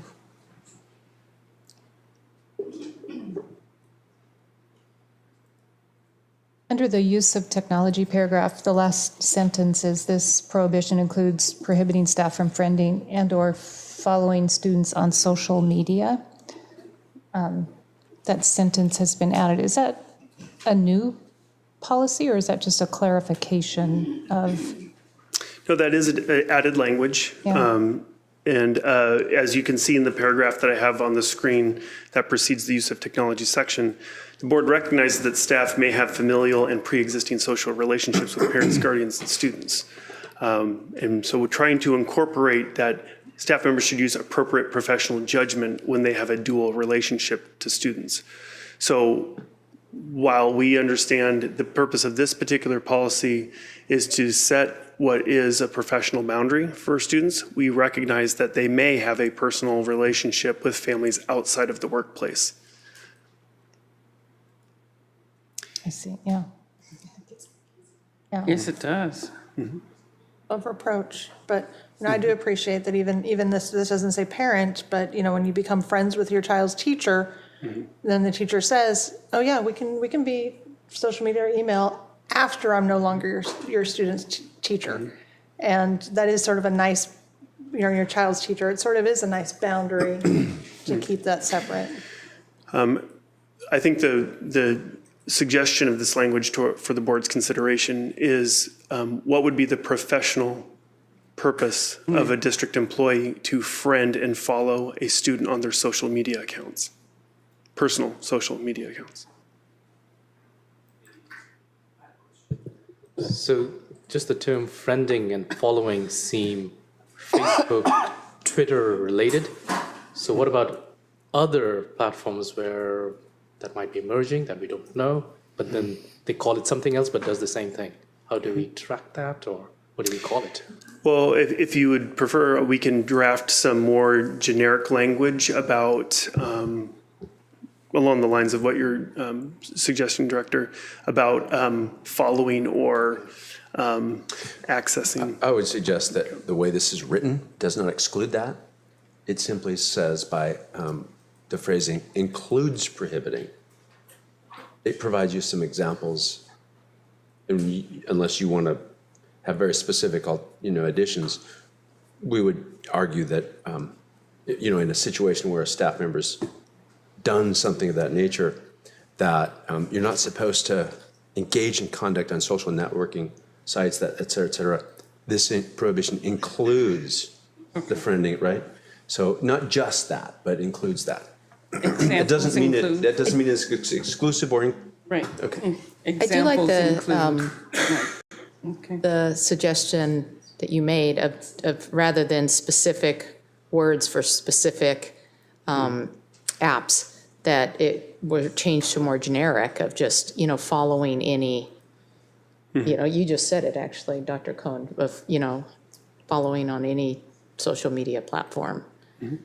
I can work on that. Or connecting, or, being involved, or whatever that generic word is. I did have a question, though. Once a student graduates, and a teacher knows the student through school relationship, is this policy no longer part of that? Or, so someone graduates and they go off to college, and a teacher, and they've developed a friendship and they want to follow them on Facebook or whatever, Instagram or whatever. Is that possible at that point? Looking at this is pertaining to staff who oversees students. If a student graduates and is no longer a student of the district, and I think there are also statutory provisions around the particular age of the student that apply when it comes to professional boundaries and relationships. If it does, I'm going to have to unfriend Scotty Pease. I know. That's why, that was the person I was thinking of. That's exactly, but and I imagine that happens a lot. A lot of teachers help students grow and mature and want to see their success further on. Yeah. Mm-hmm. Even some from 1983 and 84 and 85. Thank you. To clarify, would you like me to revise language prior to second read on that one sentence? Director Nankar? I'm fine with it, because that word includes helps it sort of define.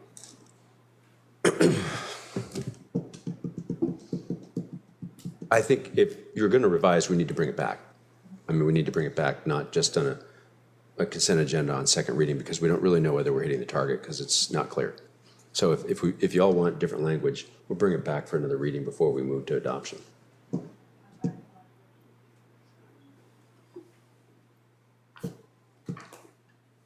Know any other names on any other apps? I'm sorry, I don't know. So if you revise it, maybe bring an alternative, and then we'll see.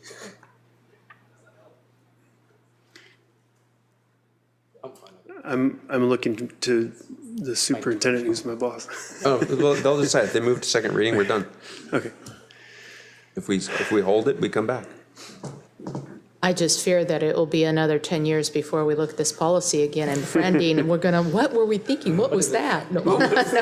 Actually, it's interesting because the policy reads well without that sentence. I mean, the generic language is already in there if you look at the sentence above it. That precedes, yes. Yeah. You are correct. Yeah, I would agree. I mean, I would almost just vote to remove the friending and following and stick with the generic prohibited from engaging in any conduct on social networking websites. Mm-hmm. Because they're going to pop up and change. No, but it reads Well, that okay, this says that violates the law. District policies or procedures. So I think that next sentence is a little more defining, definitive. What if we just add the word et cetera? Whatever comes in the I'm not sure legal counsel would go with et cetera. Et cetera, et cetera, et cetera. So it's not inclusive or exclusive, it's everything. Such as. Such as. Mm-hmm. That's what including means. And that's what includes. If you'd like us to change it to such as, we can. But this prohibition, such as prohibiting staff, I don't think it works. Yeah. It doesn't, I like it. Okay. Okay. And then 10 years from now, the board will go, huh? I don't Well, follow people on other things. I don't know I can- other verbiage. I can guarantee you the first time a staff member is disciplined for this and their representative confronts it, and we find that there's a problem with it or that needs to be changed, it'll come back. It's not going to wait 10 years. Okay. So let's move Maybe I shouldn't this say we. to next meeting, second reading. Thank you. Focus is deteriorating. Okay, moving on to section 13.01. You're having as long a day as we are, Mr. Gunn. Another presentation. Reviews proposed annual strategic plan updates for 2019-2020. So tonight, we're going to show you the changes the cabinet and the superintendent have come up with for you to consider to make to the strategic plan for next year. So this is the annual update that we do. I will give you an overview of the proposed changes, and then Dr. Dana Riley Black will join me and talk to you about the changes in the strategic priority area 5. And I will go through the changes to the strategic priority area 1. So first I wanted to just remind you that the strategic plan was originally or adopted in its original form by us in 2011 in May. And every year since then, at about this time of the year, we bring forward some changes for your consideration. We're looking to you for guidance tonight. We're looking for you to tell us what you think about these changes, if they look okay without a formal vote. And if we need to make changes, then give us those suggestions. We will be bringing this proposed change, the annual update, back to you on June 4th for your approval, as long as we can get some clarity about your guidance tonight. So what I'm going to tell you is that the changes to priority area 1, that's teaching and learning, will provide increased focus on and alignment with 21st century skills and the knowledge required at graduation.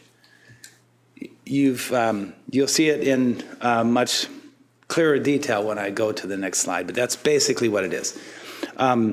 So goals in the priority area 5, and that's strategic relationships. That one has a little bit more complicated changes. We're actually, and I'm going to describe it as refinements for clarity and to reflect stronger alignment of strategic relationships with the district's focus on 3 things: equity and diversity, health, well-being, and safety, and long-term planning and finances, staffing, technology, and facilities. It may sound like more than 3 things, but it's 3 major categories.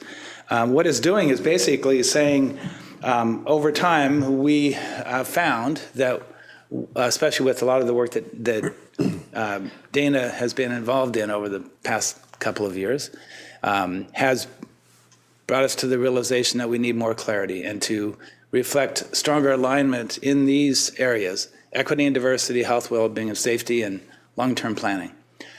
Many of those ideas you will find in different parts of the strategic plan. We have a whole section allocated to resource management, for example.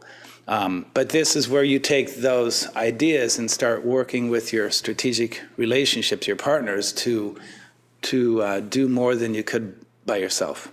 And I would say that, frankly, an example of that tonight would be the Housing Hope Agreement. So with that,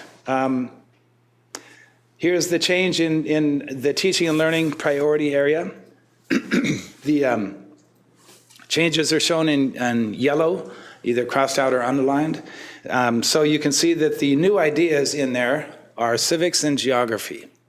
And then the arts show up near the end of the original KPO. So really, there's just a preference to move that to the beginning.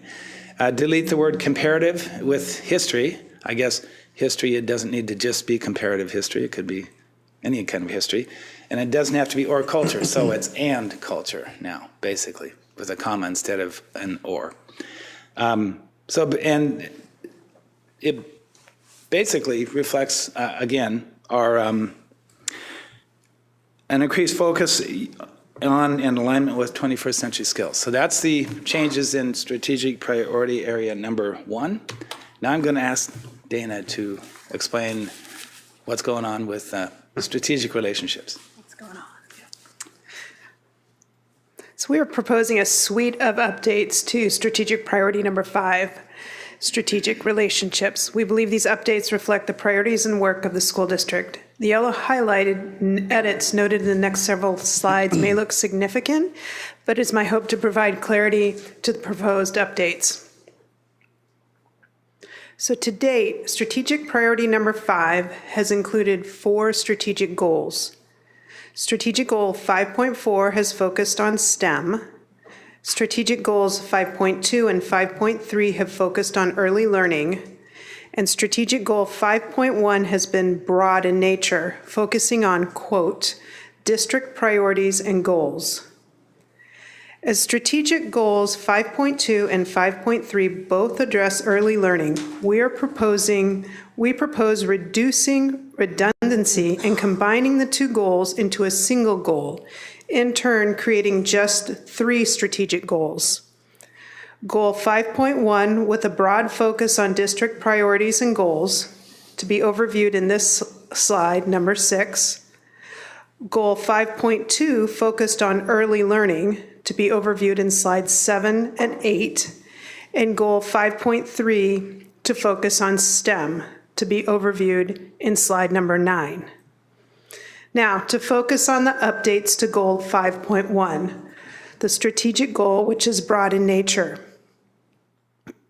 To date, there have been just 2 key performance outcomes, or KPOs, for strategic goal 5.1. 5.1A focused on health and well-being, and 5.1B focused on college and career readiness.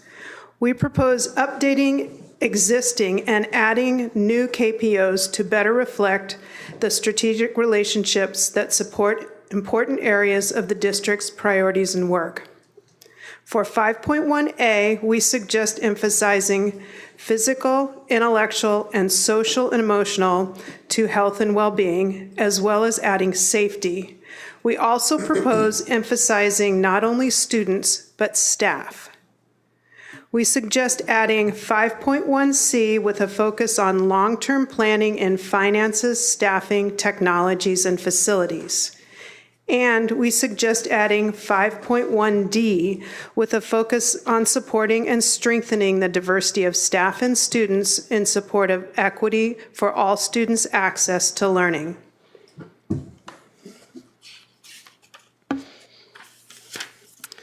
On this slide, you will see the proposed combination of current strategic goals 5.2 and 5.3. In addition, for this goal focused on early learning, we propose streamlining and reducing redundancy of KPOs 5.2B and 5.3 into a single KPO. For slide 8, I described the changes to 5.3 when discussing in overviewing in the prior slide. And for the strategic goal focused on STEM, we propose streamlining and reducing redundancies of KPOs 5.4A and 5.4B into a single KPO. I hope that provides some clarity to all the yellow.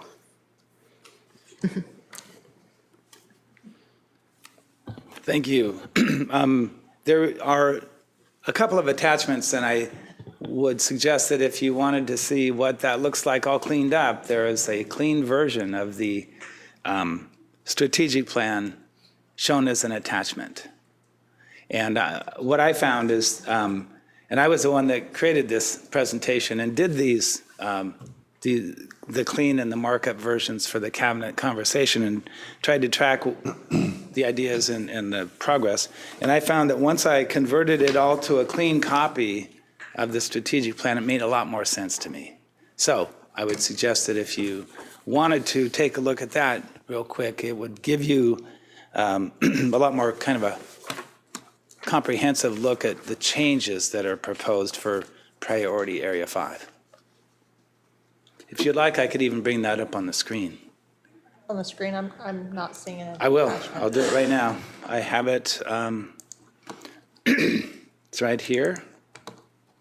So here you go. Again, this is the clean version showing everything as if it were accepted. And I'm going to show you what priority area 5 looks like, all done. It's right there. Oh, I see. It's not the slide deck, it's the strategic plan that's clean. Right.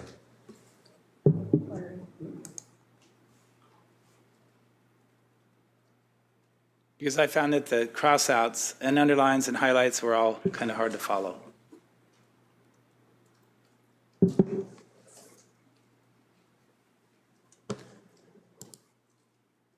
I'll give you, take some time, go ahead and look at it. And however, it is a timed test. Need dual monitors. yeah, Dana and I will hang out and answer any questions you might have. Here till 10 o'clock? We'll be here as long as you want us to be. Can I ask a question?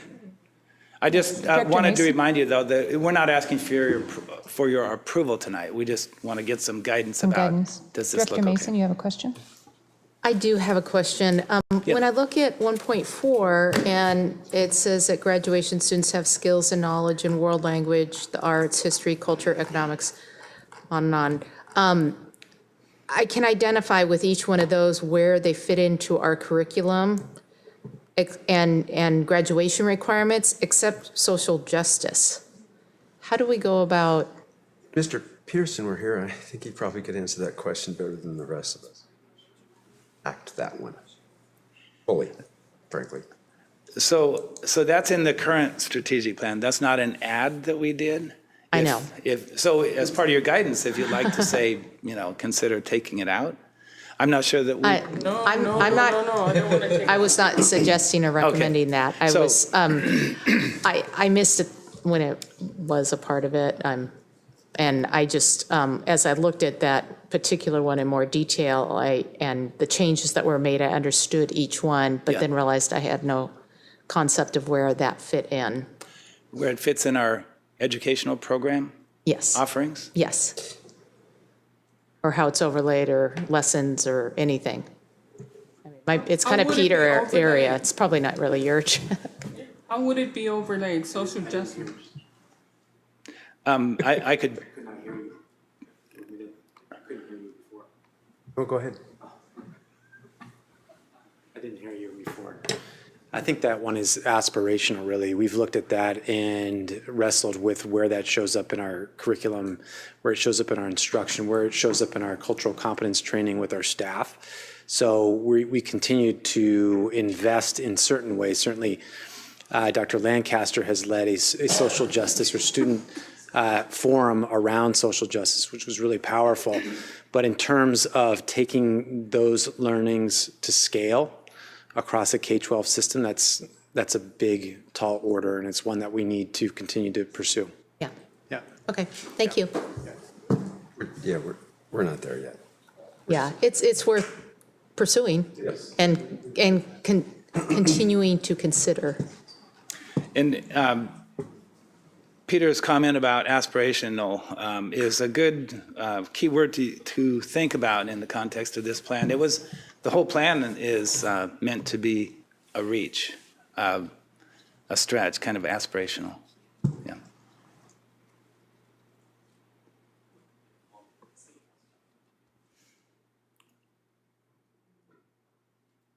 I kind of, well, we can talk on.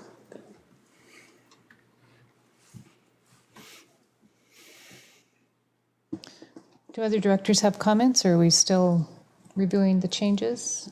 I'm done reviewing. And no suggestions for changes, so it sounds like We'll bring it have our back for approval, and thank you very much.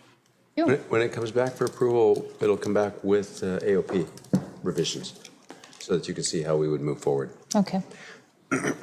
All right. Thank you very much.